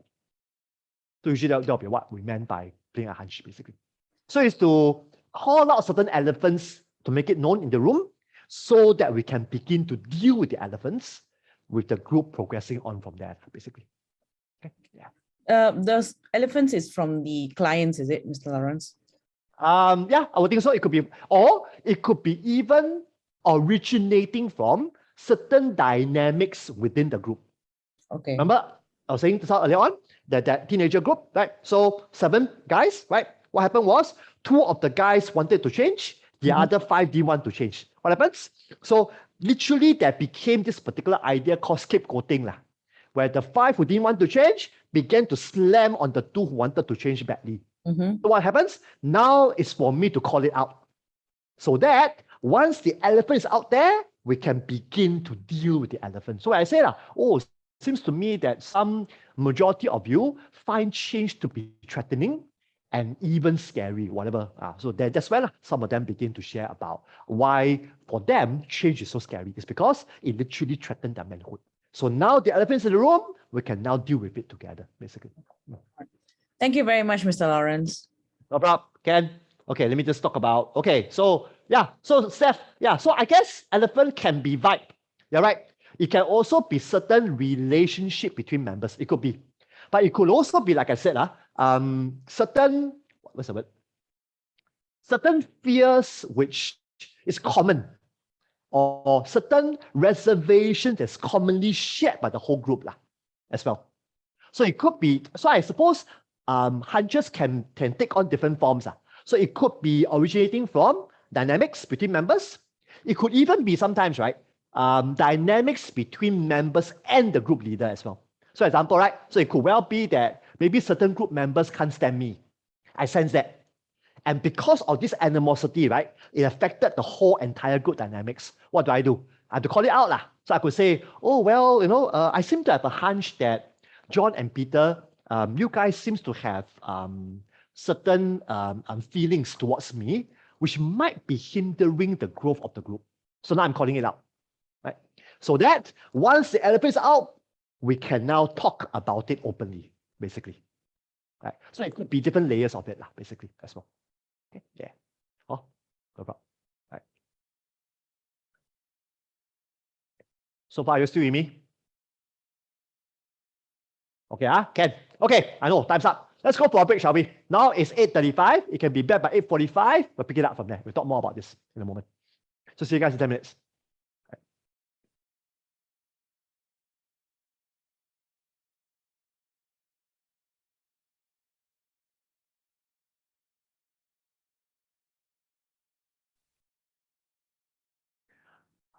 All right, if you can rejoin back the group, that'd be most helpful. Thank you so much for doing that.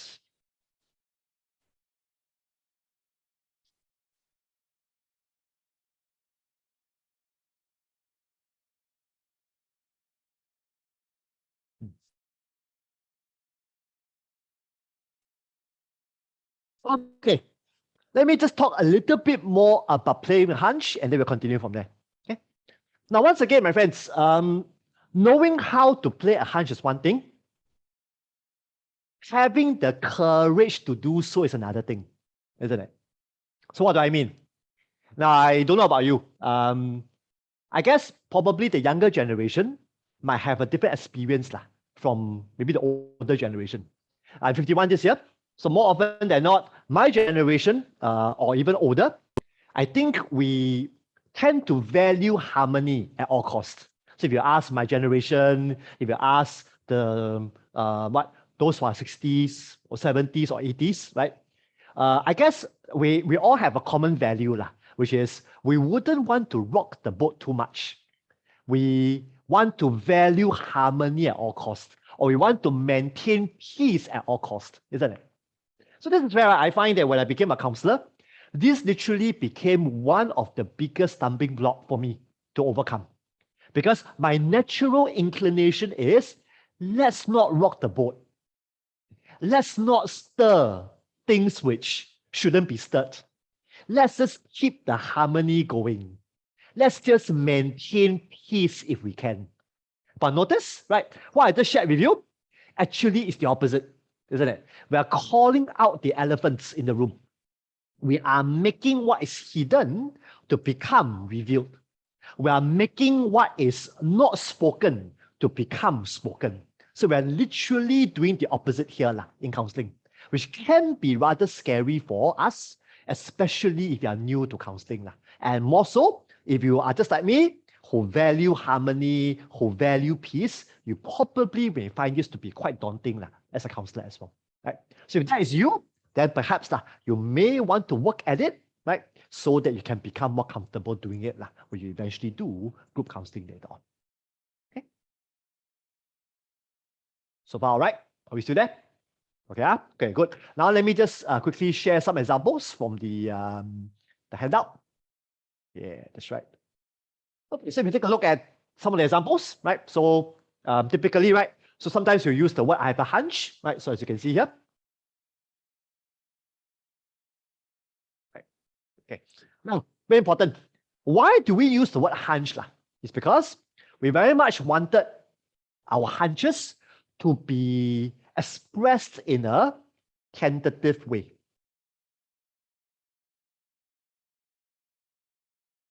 Tentative. So why?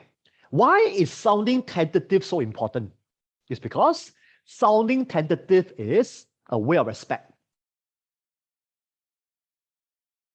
Meaning, we're not telling the group, I know it all along. No. If I were to come across in that way, even if I hit the nail on the head, even if I got the elephant right, I got a feeling the group probably will not want to acknowledge that. The group probably will not want to confront it with me. So the whole idea here is, it's not about just getting things right. It's about getting things right in a respectful manner. That is the key, my friends. That's really the key. It's about the attitude behind getting things right. That's really the key. More often than not, we normally will get things right. But if the mannerism ain't fitting, clients probably wouldn't follow. That's why it's always important for us to sound tentative when we are sharing hunches that we have. Okay, yeah. So I guess one of the words that we can say is, I have a hunch. Sometimes we could phrase it very much like a paraphrase. Oh, it seems like, also can. Or I observe, also can. So I guess we can be using all these tentative language to present our hunches to the group, basically. Okay, yeah, so the kind of thing. Yeah, that's right. Okay, yeah, so over here, as you can see, it can also be, it sounds like. Okay, yeah, also can. So it sounds very much like a paraphrase, isn't it? But the whole idea here is the content is quite different. The content is more about we reading between the lines. We inferring what seems to be there, but it's not overt. So that's where the difference is here. Paraphrasing is we are paraphrasing what we have heard. We are paraphrasing what is revealed. Whereas for hunches, we are so-called calling out things which are not revealed, not at the moment. So that's where the difference becomes quite distinct over here. Okay, all right. All right, moving on, shall we? So now we come to another very familiar technique. For those of you who have gone through the addictions intervention module with me, you probably would find this particular technique to be quite familiar. Good. So, reframing. Okay. So can I just invite you to quickly read through this particular technique called reframing? We'll talk about it. Yeah, just read through. Let me see. Okay. I think it started where? Okay, no. Here. Never mind. I'll just read through. Back here. 47 will do. We'll talk about it.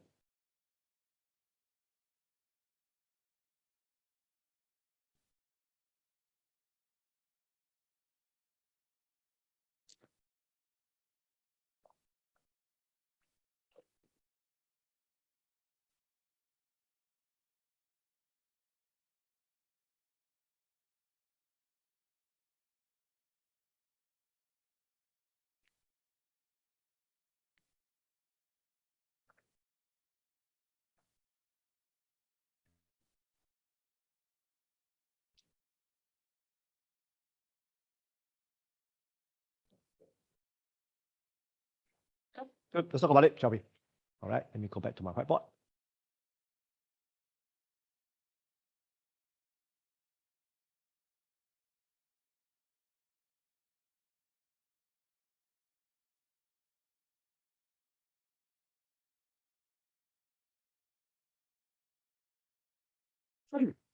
Now, one of the easiest way to understand reframing is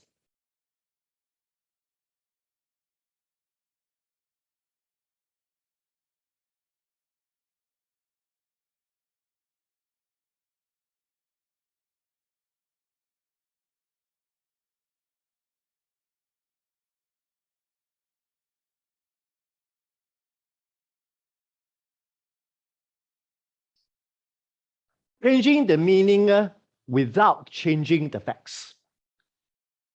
I say again, changing the meaning without changing the facts. So that's probably the easiest way for us to understand reframing. Let me give you an example. Make it more at home. Okay, good. Okay. Example.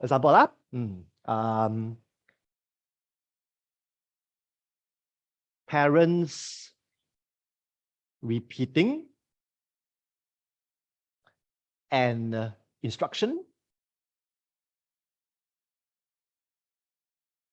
more than once. Example, scenario. Parents repeat an instruction more than once. Example, my late mom, when I was in secondary school, I actually go to this particular secondary school called St. Joseph Institution. So it's an all-boys school. So my mom, usually when I go to school, she will always repeat a particular instruction more than once. She always say, Renza, have you brought your umbrella to school? Have you brought your umbrella to school? More than once, usually. So, if you ask me, back then in secondary school, whenever I hear my mom repeat this instruction, my view, the meaning that I will ascribe to that behavior of my mom will be, I find her to be a nag.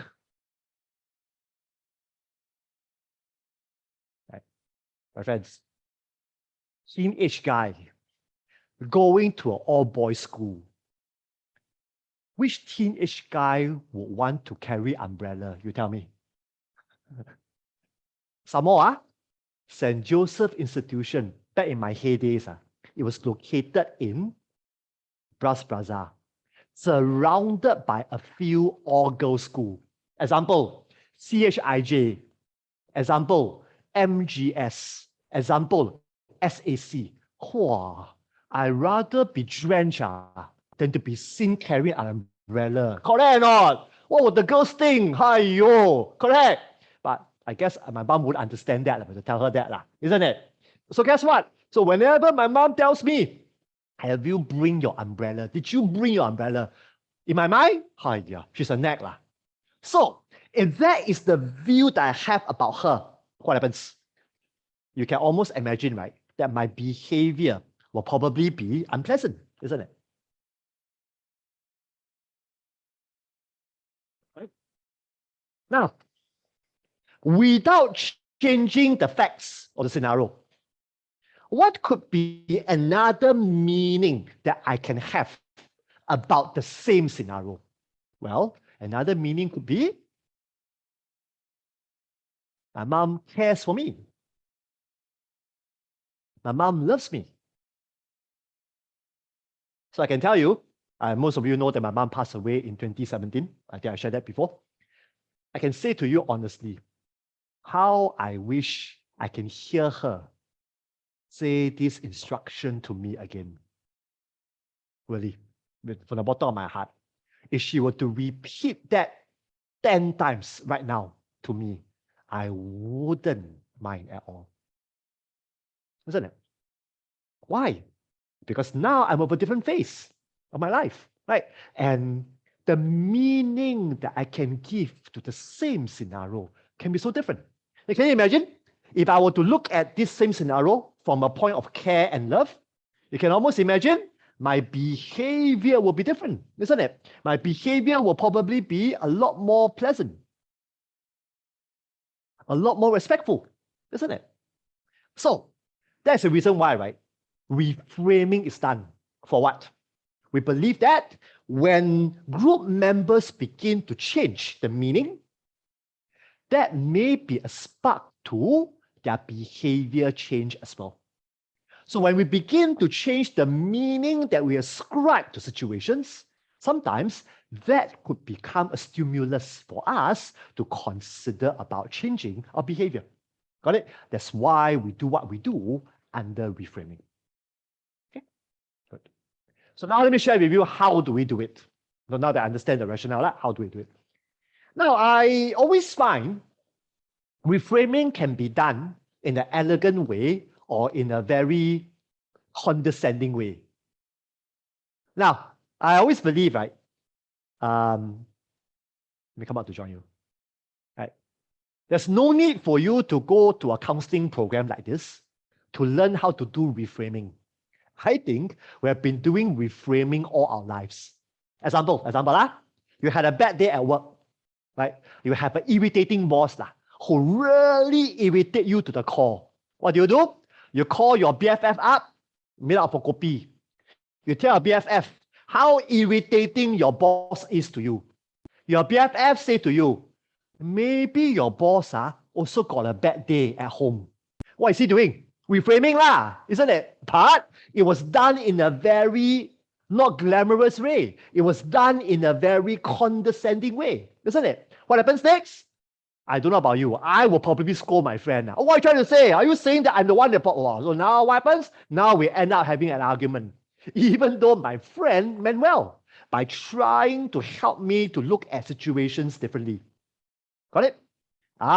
So this is where, right, as a counselor, we have to do much better. We have to do much better in being more skillful in the way we do reframing, so that our group members may be more open to entertain other meanings along the way. Let me share with you about how I will do it now. Not that it's perfect, but typically that will be what I'll do. Okay, so let me go back to my whiteboard to show you how that's being done. Okay, so here we go. Let me type it out for you. Maybe that'll be easier. Okay, so reframing. Okay. Now, usually for me, right, before I do any reframing, I find that it is extremely important that I acknowledge my client's current view of the situation.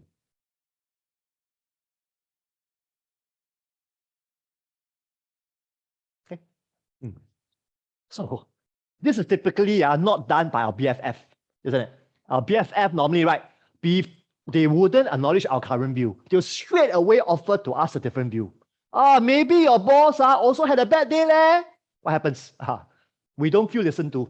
We don't feel acknowledged. That's why we explode, isn't it? So a very important, crucial first step before reframing is we have to at least acknowledge our client's current view. How to do that? Very simple. We can either do, more often than not, what I'll do, I will use paraphrase. If there were to be some feelings being shared, I could use a paraphrase plus empathize. Isn't it? Yeah, that'll be what I'll do. So I could say, so Lawrence, it was probably rather frustrating for you when your mom keeps repeating over and over again to bring an umbrella to school. So what's happened? I'm just simply acknowledging Lawrence's feelings of frustration. I'm just simply acknowledging Lawrence's feelings about being frustrated when the mom keeps repeating herself over and over. Right? And you'll be quite surprised to know it does wonders, really, really. It sort of, what's the word to use? Smooth things out for the client to be a bit more open to hear what you have to say after that, basically. Okay, good. So after I've done the acknowledgement, what will I do next? Now I will get to the second part. Now, in a group setting, this is where, right, I will usually want to throw the ball to the group if I can. But before I do that, right, I normally make a statement. I will say,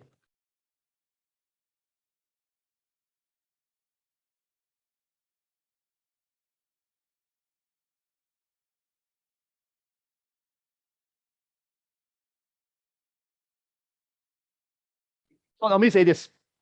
Okay, so John, okay, so, well, this could be one possible way of looking at this situation. Notice?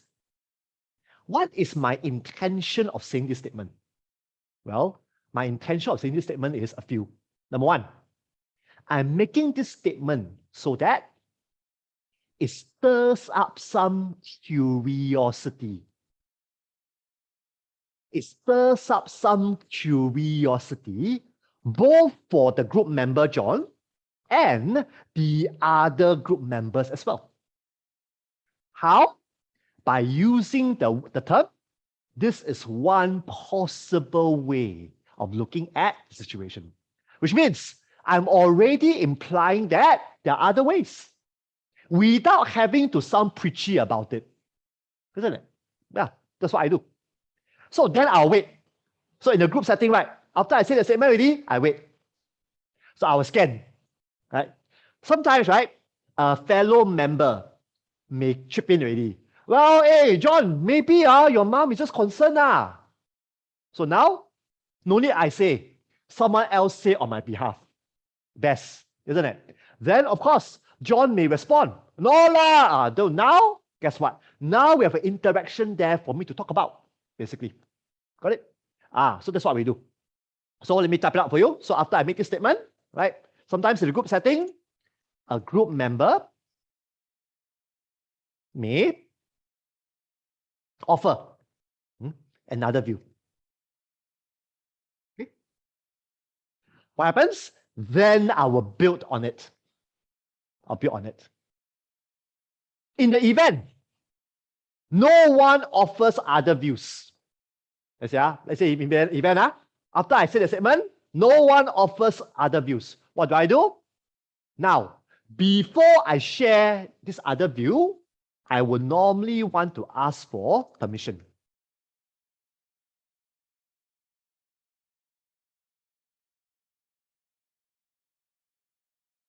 Means what? Let's say, demonstrate again, okay? Let's say I say, okay, this is one possible way of looking at a situation.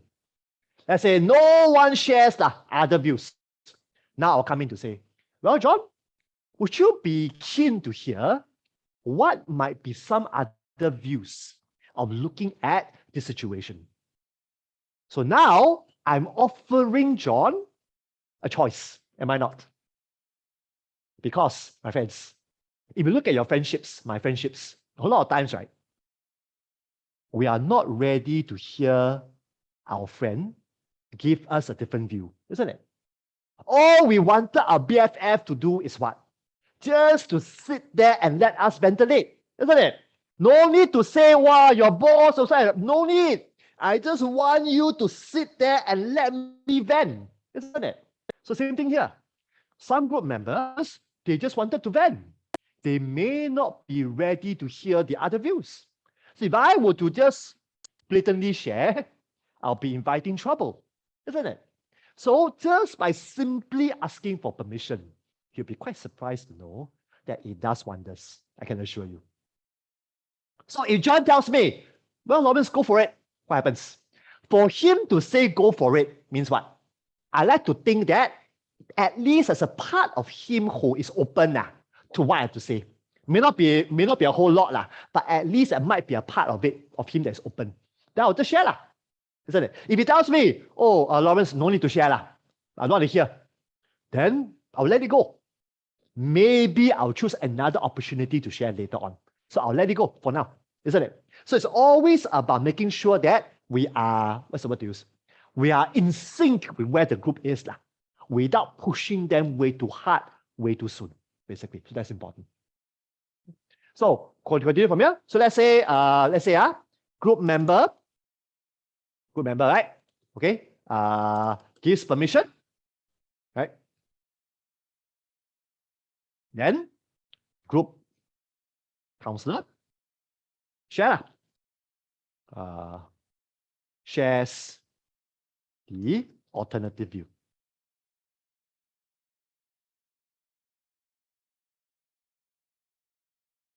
Okay, so if group member denies, denies permission, group counselor move on. Okay, yeah, so that'll be what I'll do. Now, a lot of times, right, even if John were to say, go for it, the way I share is very important. What do I mean? The way I share the alternative view, I have to use tentative language as well. So sometimes, right, this is where, right, the condescending part may come in without me knowing. Example, let's say John tell me, go for it, Lawrence. I say, oh, well, John, a better view, looking at this. Notice what that this is? I use the word a better view. Finish. The fact that I say a better view implies what? That his current view is not better, it's worse. So John may now be all stirred up with anger, isn't it? Without me knowing. So as I share the other view, I have to be careful in using a tentative language. Example, well, John, I wonder, could another view be your mom expressing her concern and love towards you? Could that be possible? So now I'm making this alternative view tentative with the hope that John will at least entertain this view a bit more. John will at least embrace this alternative view a bit longer. That's all that I can hope for. He can still reject it, no doubt about it, but I hope that this tentative tone might facilitate embracing of this other view. Okay. Finally, the last part. Okay. Ask for feedback. Means what? More often than not, right? After we share this alternative view, usually the group member may throw in their views already. No, whatever. I mean, they may throw in. So that will be feedback. But for some other group members, right, they may just appear to be silent. Or they may just be sitting there looking very thoughtful. What do we do? Well, if they appear to look very thoughtful, I'll just wait. And after a while, if there's still no response, I will ask, oh, John, so what thoughts do you have about what I just shared a moment ago? To what extent does that resonate for you? To what extent does that not resonate for you? Whatever. So now I want to ask John a question to invite him, right, to share his take about the alternative view that I just shared a moment ago. So that's important. Of course, you're going to ask me, right? Hey, Lawrence, aren't you inviting, what's the word? What happens if John says that's crap? To be honest with you, like I said just now, I rather John openly tell me that's crap than for him to harbor that anger and let it fester and affect the whole group. So once again, right? Same principle. What is unspoken sometimes is more detrimental than what is spoken. Yeah, so we always need to be daring enough to call out or to facilitate what is unspoken to at least be reviewed, so that the elephant is out there in the room for us to deal with it openly, basically. So I remember there was more than one occasion when my group members tell me, Lawrence, you don't understand my mom. Lawrence, you don't understand my dad. Hi, Lawrence, you don't understand what I'm going through. Then what do? I'll just ask, help me understand what's going on. That's all I will do.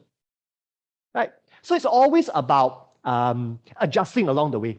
Right? So for us, we are always embracing such what was the word? Volatility in the session. So so that'll be what I will do. Yes, Steph, I saw your hand. Go for it.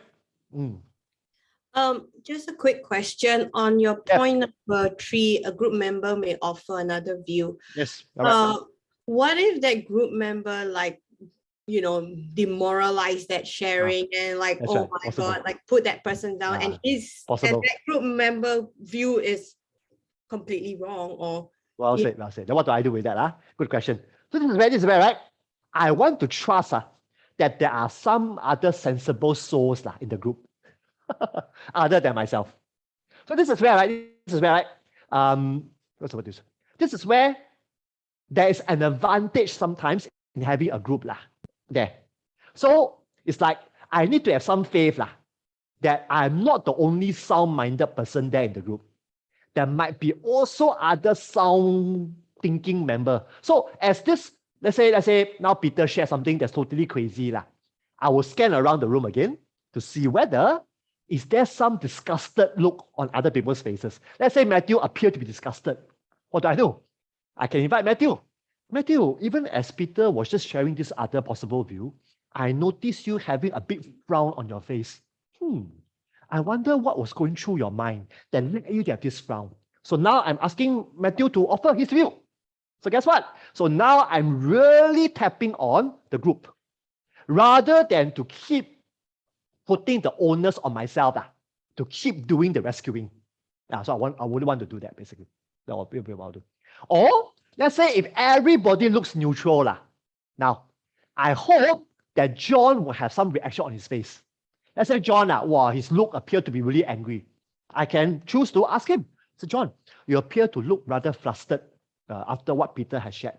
Share with the group what seems to be going through your mind that led you to appear to be so flustered. So now what am I doing? Now I'm inviting John to say something. Of course, I'm prepared that there might be a conflict that's going to go up, but I will be embracing that anyway. Because if I don't invite this to come up, who knows whether on the side, John's anger may actually affect the group in other ways. So I will be inviting that to come forth anyway for me.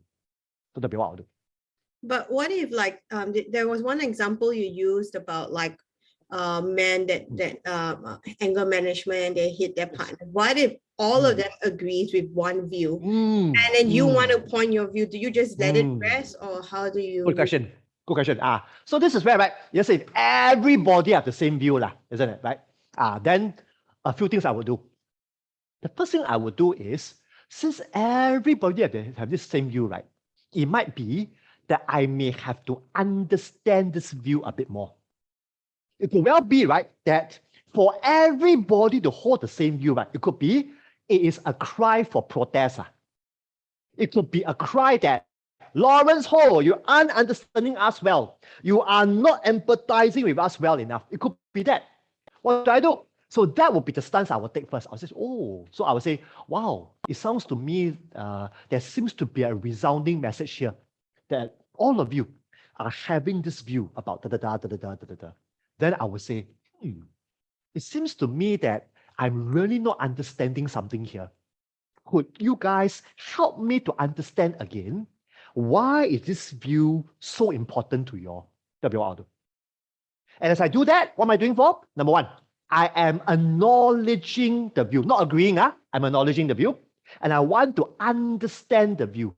As I do that, I hope the resistance begin to drop.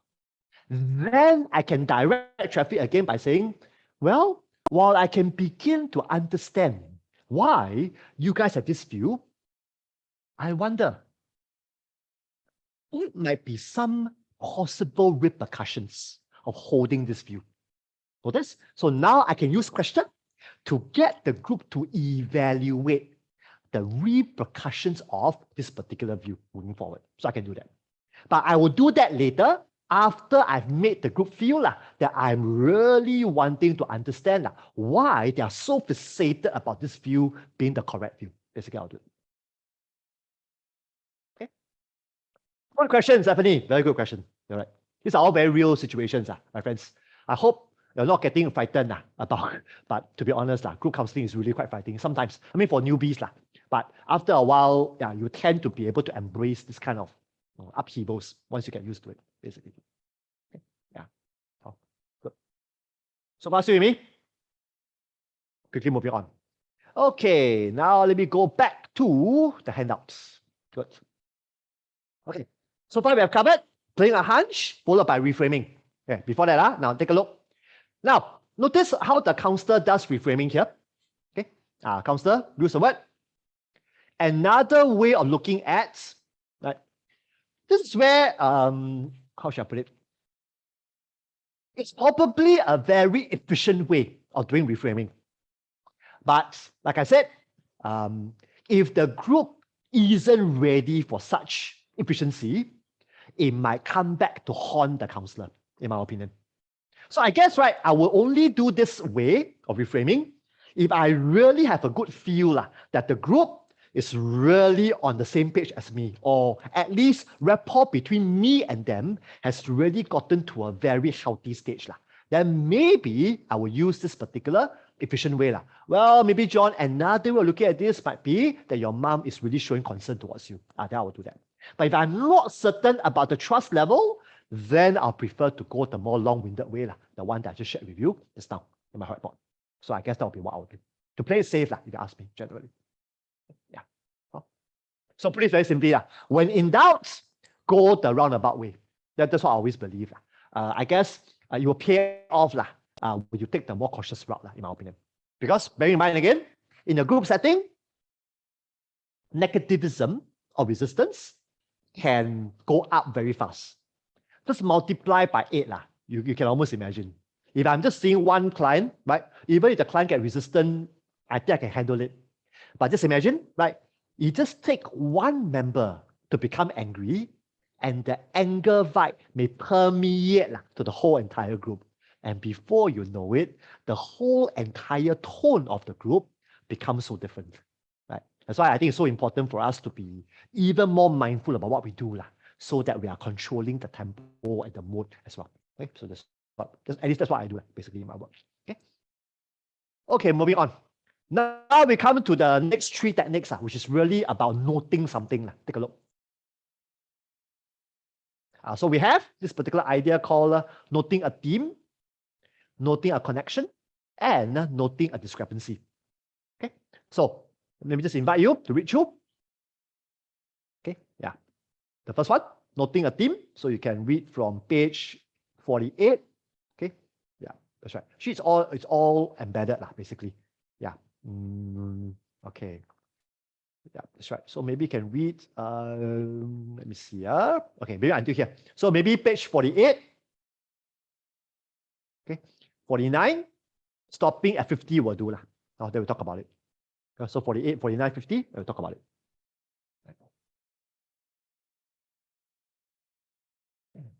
These 3 are very important techniques, which I'll spend quite a bit of time unpacking for us.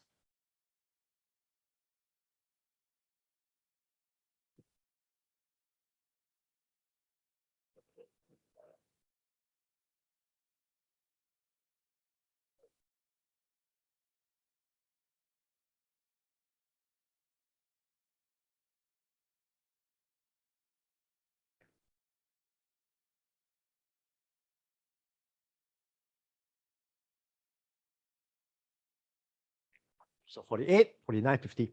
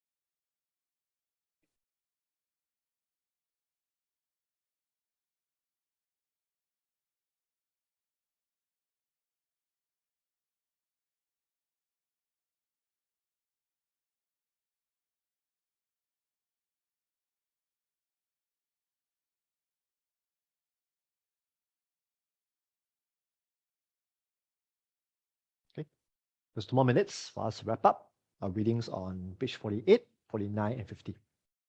Yeah.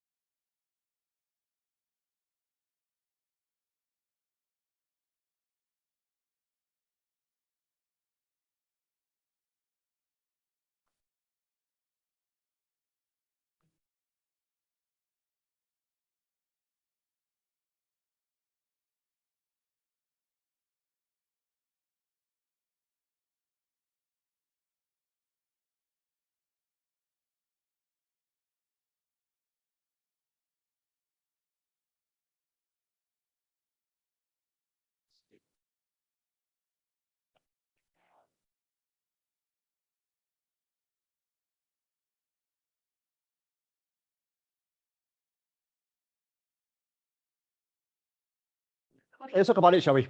All right, so here we go. Let's tackle one by one.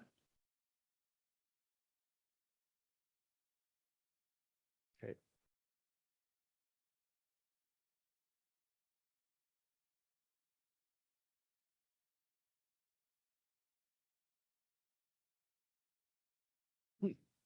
Okay. Now, I don't know about you, but for me, as I was reading through Noting a Theme, at some level, noting a theme sounds rather similar to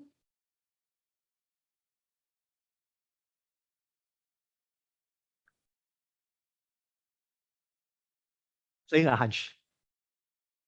So I say again, if you were to read through Noting a Theme carefully, you will notice that at some level, noting a theme is rather similar to playing a hunch. At what level am I talking about? Now let me be a bit more concrete. Now, on the level of the team being unspoken but present. Right? So sometimes I'm sure you and I will know there is a particular theme going on, but nobody wants to verbalize it. Nobody wants to call it out. Nobody wants to address it. But there's a theme. The theme could be avoiding. The theme can be fearful. The theme can be anger, whatever the theme might be, right? So you can sense it, right? You can sense it. You can observe that's happening. But nobody has the guts to call it out. What do? Well, I will want to be the one to call it out, isn't it? So you'll find that noting a theme in this context sounds a lot similar to playing a hunch, a lot similar. Where it's different would be what? When the theme is based on what is spoken. What do I mean? So more often than not, right? If clients has been speaking about certain things, right? It's already quite obvious, isn't it? Right? But if I want to try and help the group to identify certain macro themes, that is where I may also want to be using noting a theme. So maybe make it more simple for you. So come, let's talk about it. But friends, the word theme has a lot to do with this other word called macro. Okay. What is the opposite for macro? Is the word micro. Isn't it? So this is where, right, in counseling work, both individual counseling, group counseling, couple, whatever not, this is where the challenge comes. A lot of times, right, clients may give us a lot of micro details. So they may give us example after example about how they lose their anger. Example after example about how they become impulsive. Example after example about how they avoid conflicts, whatever not, isn't it? So this is where, right, some clients, they have no difficulty telling us micro details, no difficulty whatsoever. But sometimes they might become lost in the details. We, the counselor, we might also become lost in the details as well. So this is where, right, as we listen to the micro details, we have to ask ourselves, is there some overarching themes here? Is there some macro themes here that I can decipher from all these details? So this is where, if there are, we may want to run by with the group. We may want to run by with the group member or the subgroup, whatever not. Got it? So this is where, right, the value of going more macro might actually be helpful. Okay, got it? So this is where, right, it's a little bit different from playing a hunch. Playing a hunch is more about verbalizing what isn't there, right? What isn't spoken. But sometimes, right, it's there. The client is able to tell us all the details in the world, but they can't seem to see the overarching theme. That is where we can see it. We may want to offer that. Oh, it says, I seem to notice there's a theme of avoidance. I could say, well, John, you have given me or us examples after examples about how you manage conflicts.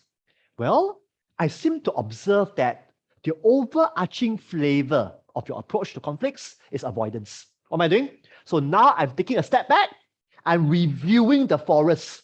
John has told me all the individual trees, isn't it? My job now, I take a step back, I look at the forest. I want to comment on my general view about this forest, the shape of this forest, whatever not.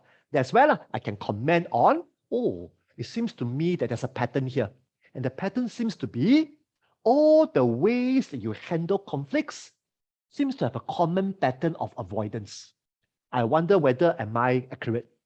So this is where I want to invite my group member to begin to take a more macro view about things generally. Am I making sense, my friends? Okay. So the more macro view is what we're talking about here in the team. Okay. Yes, Mira, go for it. Hi, Mr. Lawrence. So the macro view, right? Does it mean that we take the details from the micro view and make it, as in magnify it? Is that what you mean? It could be that, or it could be asking ourselves, if we were to categorize the details, how will we categorize it? So something like I said, let's say if the client keeps telling me about how he will not talk to this person, not talk to the person, cut off this person, cut off that person, whatever their differences, I ask myself, okay, given all these details that's being told to me, if I were to categorize this under a category or two, what would be the category that I'll put it under? So that's what I mean by looking at certain themes, and that might actually help the client to begin to make sense of it generally. Okay, all right. Thank you, Mr. Lawrence. Okay. That's right. Oh, good. Now, sometimes there's no need for you to do the hard work as well. Sometimes, if you have a hunch that there might be a particular macro theme, you might first want to invite the group to come up with theirs. So example, let's say, for example, group member John has been telling me about how he will literally cut off people whenever they don't go along with what he wants them to do, for example. In my mind, I categorize it as avoidance, for example. Avoidance of differences, for example. That's a category that I have. What do? Before I even share this theme to John, I may want to ask John first. Oh, John, I wonder, could I invite you, John, to take a look at all the examples that just told us? If I were to invite you to categorize the way you handle conflicts in one category, what might the category be? So now I'm inviting John to formulate his own meaning, formulate his own theme first. Or if John can't do it, I could ask the rest of the group, oh guys, I wonder, we all heard John telling us the 4 situations where he will handle conflicts. I wonder if you guys can come up with a category to categorize how John handled conflicts, what will your category be? So once again, I'm leaning on the group to make sense about what the theme might be. So if the group also struggle, then I'll come in. Well, John, could it be that one possible theme here, one possible pattern here could be avoidance? And that'll be where I'll come in to offer my take about what could be a possible theme here as well. That make sense? Okay. So probably going to ask me, right, Lawrence, so what is the benefit of doing this? Well, benefit is this. Sometimes when we are able to take the group from all the details to something more helicopter, clarity becomes even more heightened. And when clarity becomes more heightened, sometimes it may propel the client to want to address it even more. Sometimes, I don't know about you, for me, when I'm able to have more macro view about things, I get frightened sometimes. Gosh, this is really a pattern. Gosh, this is really something that's there. And that might propel me all the more in wanting to do something about whatever the pattern might be and stuff like that. Okay? So that's how sometimes it may actually propel the group or certain individuals within the group to start to take change even more seriously sometimes. Okay. So far, am I making sense? Oh, I am. Okay, quickly moving on. Now let's talk about the next noting. Now it gets simpler already, in my opinion. Okay.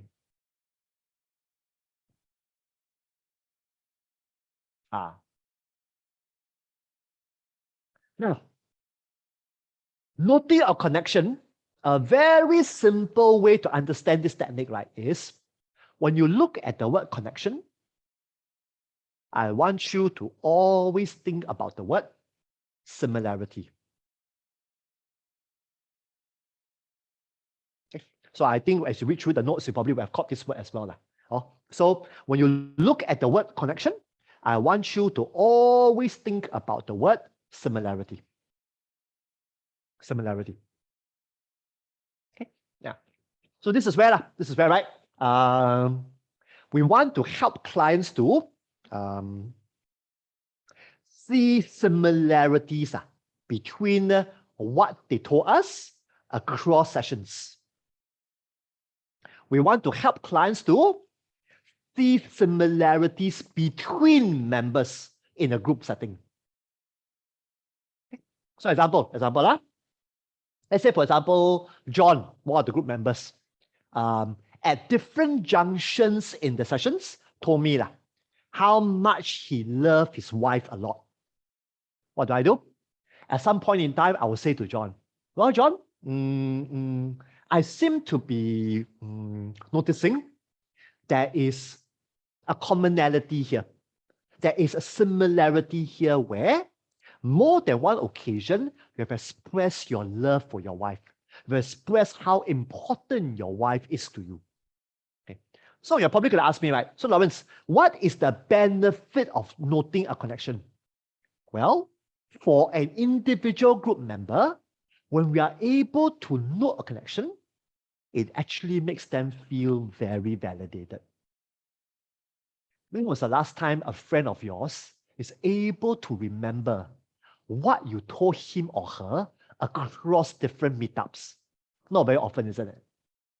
But when we are able to do that, it's a very clear sign to this friend that we have been paying close attention to what they've been telling us. So it's a very nice acknowledgement to the group member that whatever that you said, it registered in my head. And I am letting you know that this is the similarity that I'm hearing. This seems to be the commonality that I'm hearing, basically. So it's a very nice way of acknowledging to the client what we have heard. And as we help the client to notice similarity, like I said, right, it may also help the client to begin to think about change as well, or to begin to use whatever that's similar to help him or her to be moving forward as well. So I think we can do that. But more powerfully, my friends, is this. I typically want to use this technique the most for between members bonding. Means what? Like I said just now, the whole point of doing groups is we want to borrow the power of group cohesion to facilitate change, isn't it? So what do? So for me, typically for me, I always want to use noting a connection to draw group members together. How? By noticing similarities between different group members' story. So example, let's say I draw for you a diagram. Let's say, for example, let's say I'm leading a group. Let's say I have, let's say 1, 2, 3, 4, 5, 6 people. Let's say I'm here. Let's say, let's call some names. Let's say we have Peter, we have James, we have Matthew, we have Thomas, we have whatever. Okay, so I say, for example, right, in the course of our sessions together, right, I heard, okay, John, Peter, Matthew talk about how marriage is very important to each of them. What do? At some point in time, I will say, well, over the course of the last few sessions, I have come to realize that for some of us in this group, in particular, Peter, John, and Matthew, marriage is something that's very important to you guys. What am I doing this for? I'm hoping that as I make this known, I am creating some bonding between these three members. With the hope that as they begin to bond over this theme, as they begin to bond over this similarity, I hope that will propel them to keep moving forward. That making sense, my friends? Same thing, right? I also want to pay close attention to how commonalities might be bonding the rest of the group together. So when I can find that, I will always want to call it out. Oh, I say, oh, over the course of our 5 sessions, I noticed that this whole group, you guys seems to have a common belief that marriage is important. You guys seems to have a common value that autonomy is important. You guys seems to have a common emphasis that conflict resolution is important, whatever not. So as I call it out, what am I doing? I'm making the group become more and more cohesive, more and more seeing that, hey, we have some shared things together. Hey, we are bonded over these shared values, these shared beliefs, this shared conviction. And I hope that as they feel this bond, they can use this bond to encourage one another to be moving forward. Am I making sense in some way? Right? But my friends, I must say to you, right, this technique not very easy to do because it requires you to be able to what? To listen well to individual group member story and yet to be able to decipher what seems to be common among them. So it requires quite a bit of work about listening and also figuring out what is common. But if you're able to do this well, you'll find that the bonding within the group becomes ever so strong as a result of it. Okay? That's the reason why, right? I don't know about you. Usually, where can you find the strongest bond in society? Usually, you'll find that in religious groups, isn't it? Right? So it could be Buddhism, it could be Taoism, it could be Hinduism, it could be Muslim, it could be Christianity or Catholicism, right? Why? Why would you find the strongest bond in religious groups? It's because the congregational members, they all are bonded because of a shared belief. They are bonded over a shared value, isn't it? And that shared value or belief binds all of them together. So even though individually there'll be differences, personality-wise and whatever not, but because of the shared value, it helps them to iron out differences. It helps them to be able to coexist. It helps them to continue to move forward in their lives, isn't it? Same thing here. When we do groups, we are also trying to notice these similarities so that as we make it known, we trust that will help the group to begin to be moving forward as well. Yes, Steph, go for it. Sorry, question. No problem. Yes. Just two questions, right? First question is, do we only call out the noting connection and commonality for positive feelings, not negative? And second one is that, let's say in your diagram, you saw the commonality between Peter, John, and Matthew. Matthew, for example. Let's say when you say, oh, there's a commonality there, then if Thomas, can't remember. For example, Thomas, you got, that's right. Thomas would have yeah, and if Thomas is not feeling that, then he might feel left out of the group. Yeah, you got it. That's right. So how do I deal with that, basically? Yeah, good question. Now, this is where, right, let me answer the first question by Steph, which is about, do I call out positive connections first? I guess that will be my guideline.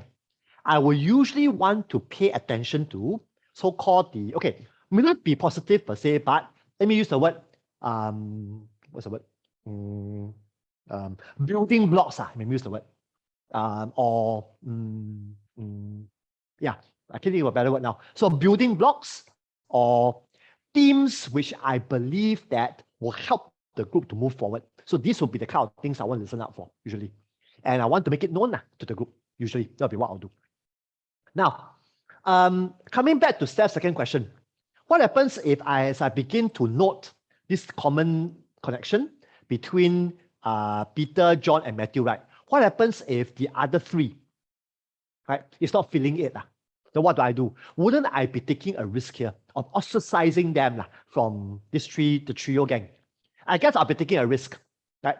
But I will also want to be inviting, right, the other three to be commenting on how come they're not feeling what these three guys are feeling?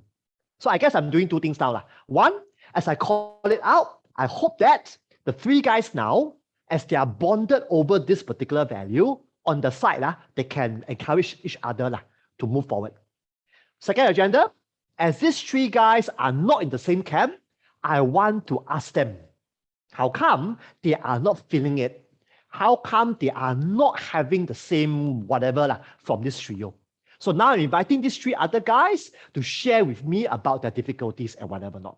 So I guess I'm killing two birds with one stone right now. That's all. So I guess by doing that, right, I'm not letting these three guys feel ostracized.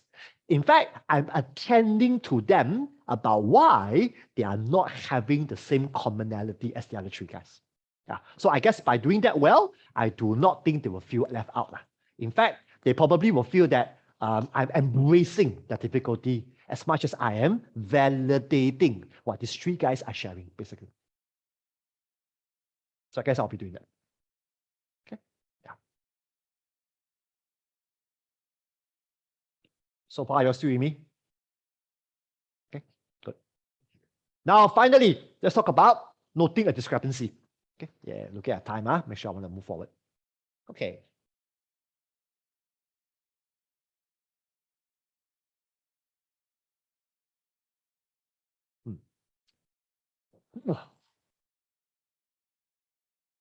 The word discrepancy basically means something don't tally with something. Right? Typical being Singlish style. Something don't tally with something. That's what discrepancy means. So you're probably going to ask me, so Lawrence, what is this something they're talking about? Well, it could be verbal. Means there could be two clashing verbal statements. Example, let's say session 3. John mentioned to the group, I love my wife very much. Session 7, John said, I can't wait for my wife to die. What's the 7? There's obviously what? A discrepancy between two verbal statements, isn't it? So what do? Well, we need to call it out. What for?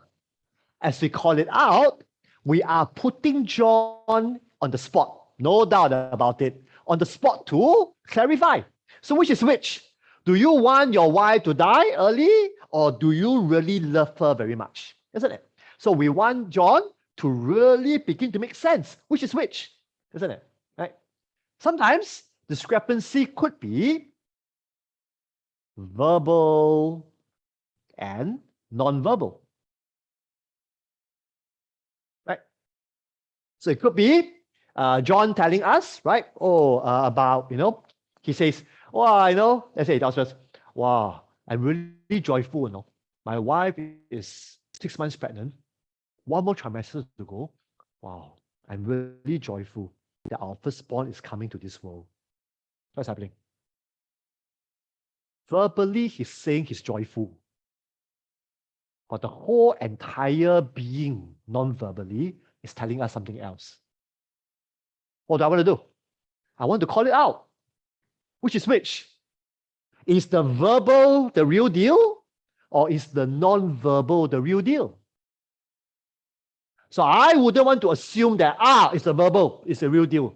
Neither do I want to assume that it's the non-verbal that's the real deal. I wouldn't want to do that. So once again, calling it out will bring forth clarity, not just for me as a counselor, but also for John and also for the other group members as well. Sometimes, right, it could also entail larger group. Example, let's say almost every group member say, wow, I want to change. But after every week, nothing changes one. Come back, report, life still the same Life still the same. No point changing. What do? I have to call it out. I said, guys, I seem to notice a discrepancy between all of you saying each week that you want to change, but yet the moment we leave this group, nothing changes. So which is which? So now I'm calling out, right? Verbal messages, but that was being spoken within the large group context as well. Okay? So I guess if you ask me, right, noting a discrepancy is probably the most confrontational thing to do. Isn't it? Because we are really cornering either individual group members or the whole entire group. We are cornering them simply by asking them, which is which? Make up your mind. Which is which? What is really the real deal here? That's why noting discrepancy is probably the hardest to do, if you ask me. Because it requires guts. It also requires timing. So for me, I wouldn't want to be doing noting a discrepancy until I have a good sense of the trust level that I have with the group. Then maybe I may want to then venture into noting a discrepancy.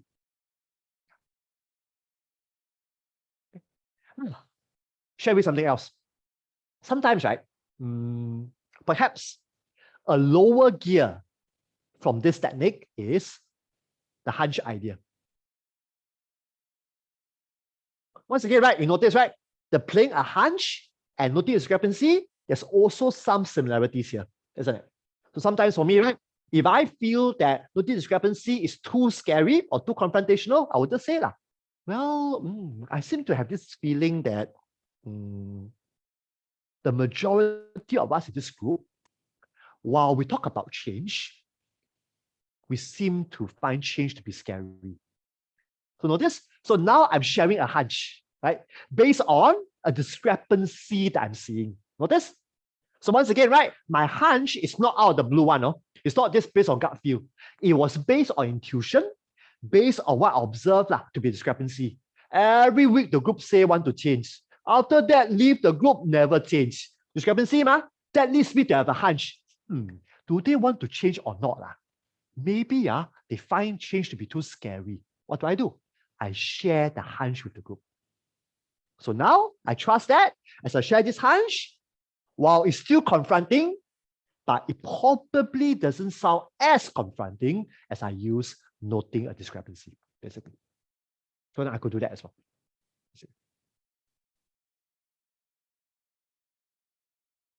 So far, still with me.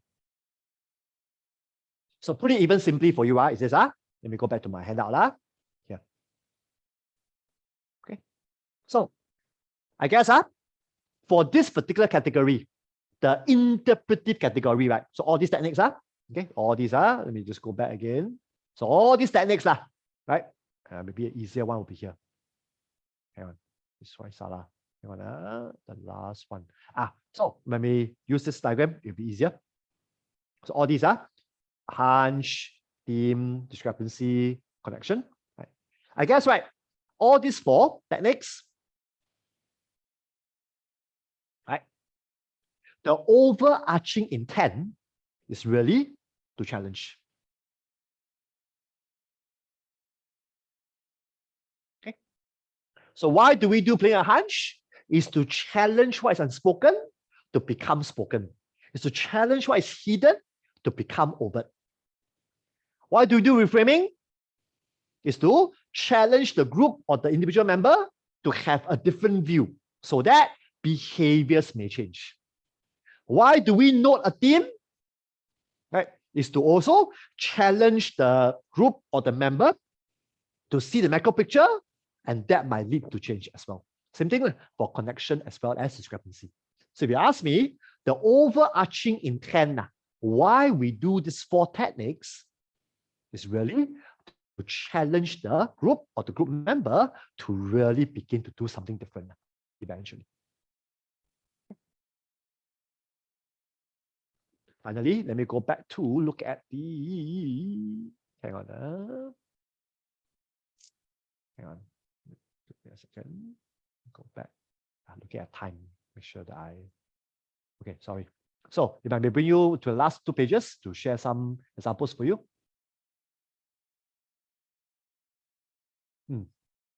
Right. So as you can see, right, so noting a theme, different ways that we can present it.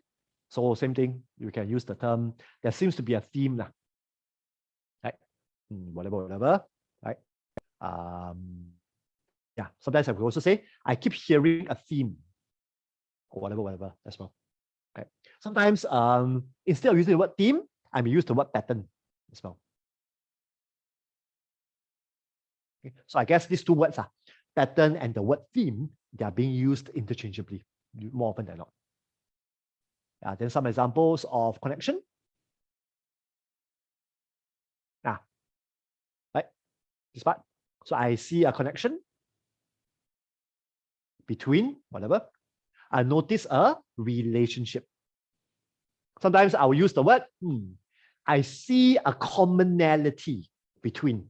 I like this word commonality a lot because, I don't know, I always like the word commonality because it makes me feel that I'm connected to someone, isn't it?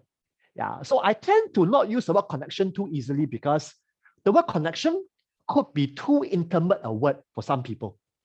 So usually for me, when I lead an all guys group, I will normally stay away from using the word connection too soon.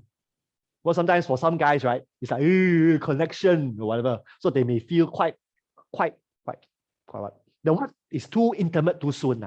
So I tend to like to use the word commonality a lot more.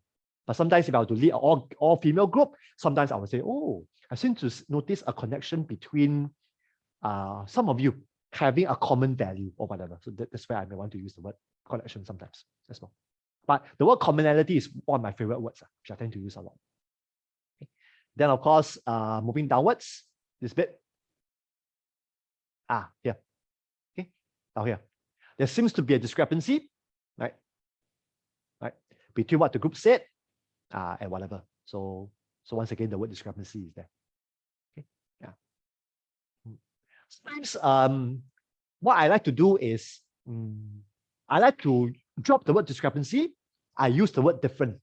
So I would say, well, I seem to be getting different messages right now. On the one hand, verbally, I'm hearing this. On the other hand, non-verbally, I'm noticing this. So I seem to be getting different messages.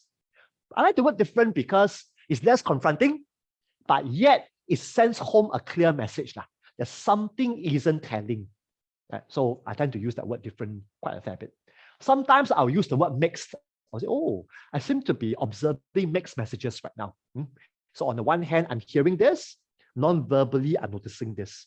So sometimes the word mixed might be a word that I would use as well. So once again, it's about the lingo that you like, which will send home the message clearly, but yet it doesn't come across as way too confrontational, way too soon. So I think it's really about figuring that out for yourself as well. Okay. So far, still with me? Okay. Let me wrap it up, okay? Final two techniques, very simple, very simple. Very simple. Final two, very simple. We'll wrap it up very fast. Final two. Final two will be here. Okay. These two.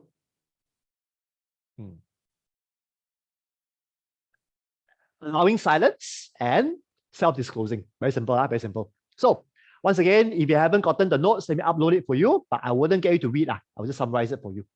Okay, let me just load it up again. So Kai, I need you to trouble you to help me to email to the gang.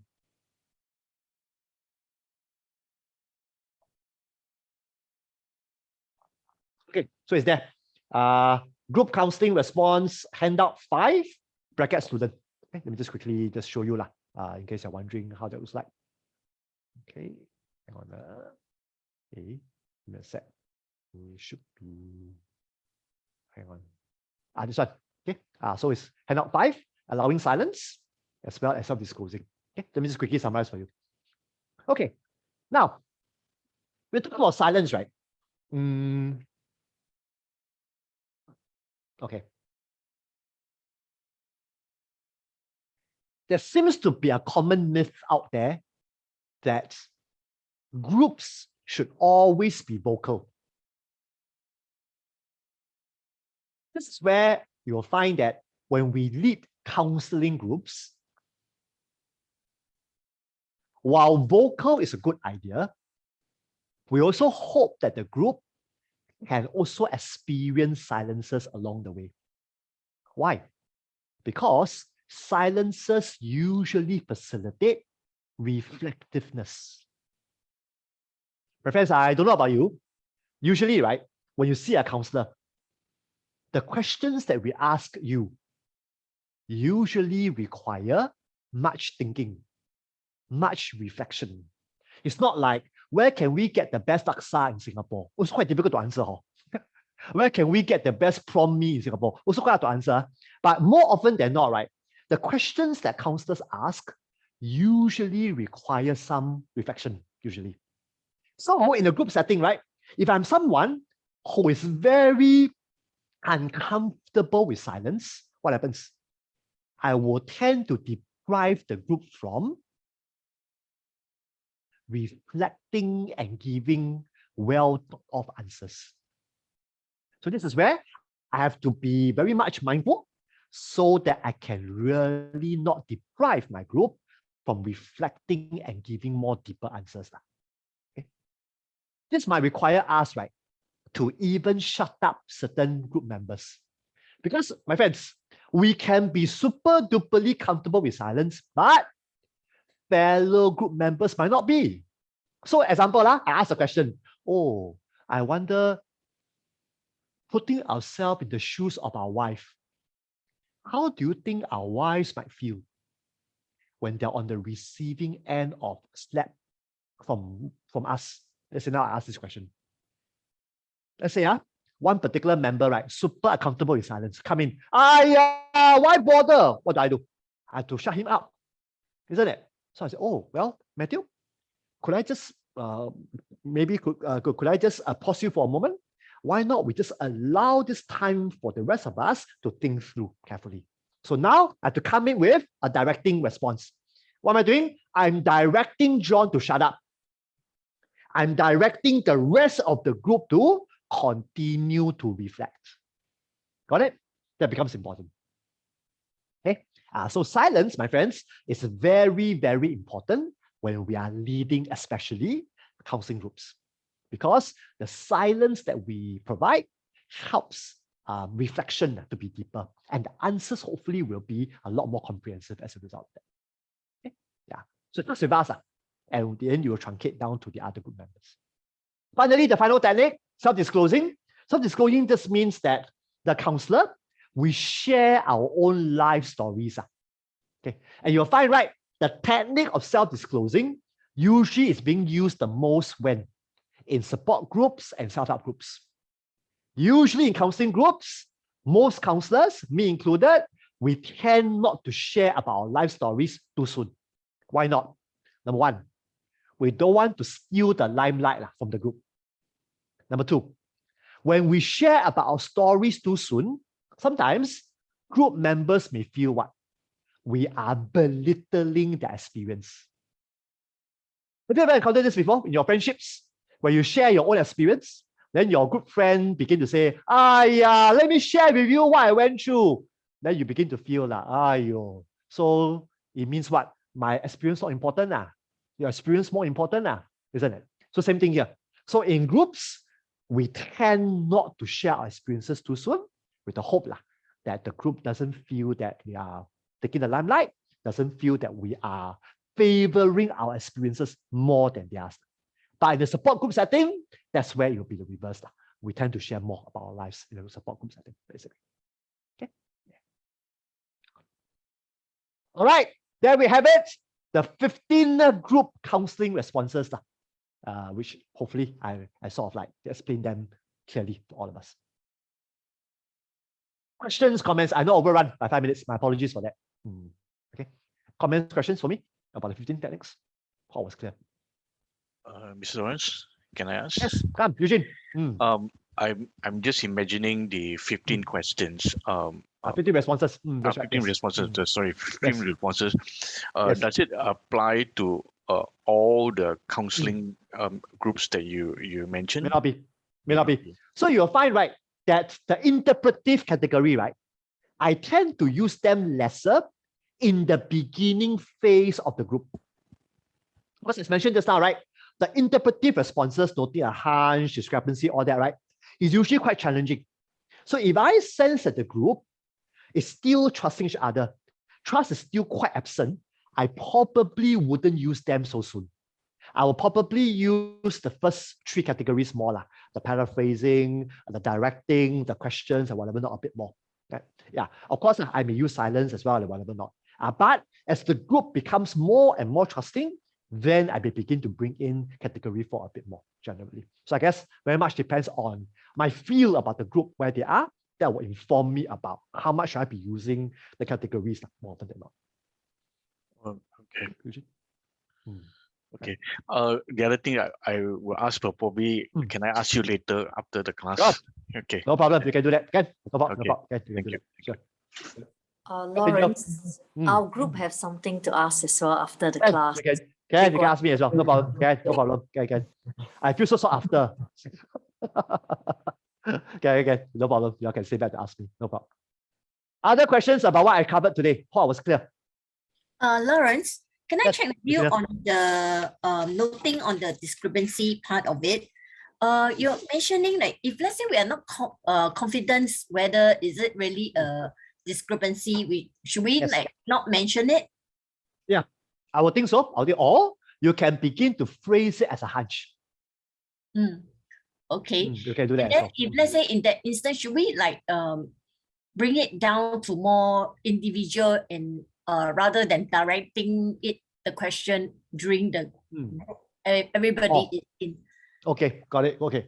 I guess based on your feel, if you feel that this individual member might take this particular confrontation to be quite bad, yeah, you can always take it on the side with them. I guess you can. Yeah. But I guess there's a value of putting it in the open because we can also be leveraging on the inputs of other members, which might also be refreshing to the group member as well. So I guess it's very much your feel about how this individual member will take the feedback, and then you can decide from there along the way. Okay. Yeah. So for instance, if let's say we take it out in the group, right? Yes. And that particular members start to deny it, it says, no, I don't have this. Yeah, do I have yeah. That's what they do. Okay. Yeah, so how should we, move as a counselor, move on from there? Move the group. Got it. Okay. Good. 2 things I will do. First thing I will do is I will ask the client, I wonder, what might be holding you back in acknowledging that you might be having this difficulty? So that means for someone to deny something, right? Sometimes it's because there's something that's holding them back from acknowledging something. So let's say, for example, if the client don't answer, don't have then I will ask, oh guys, I wonder, what could be something that we might be afraid of that might be preventing us from owning up to something? So now I throw it to the other members to think out, to brainstorm. What could be maybe John be afraid of, that might be preventing him from acknowledging that he has certain issues, whatever not. Sometimes as the group members begin to brainstorm some things, John may either acknowledge or he might even deny further. But I guess that will become a possibility for me to explore. That's one. Number 2, if after I've done this, it still failed, then it perhaps tells me that John is really not ready. So it's time for me to move on to something else as well. Okay, thank you. No problem.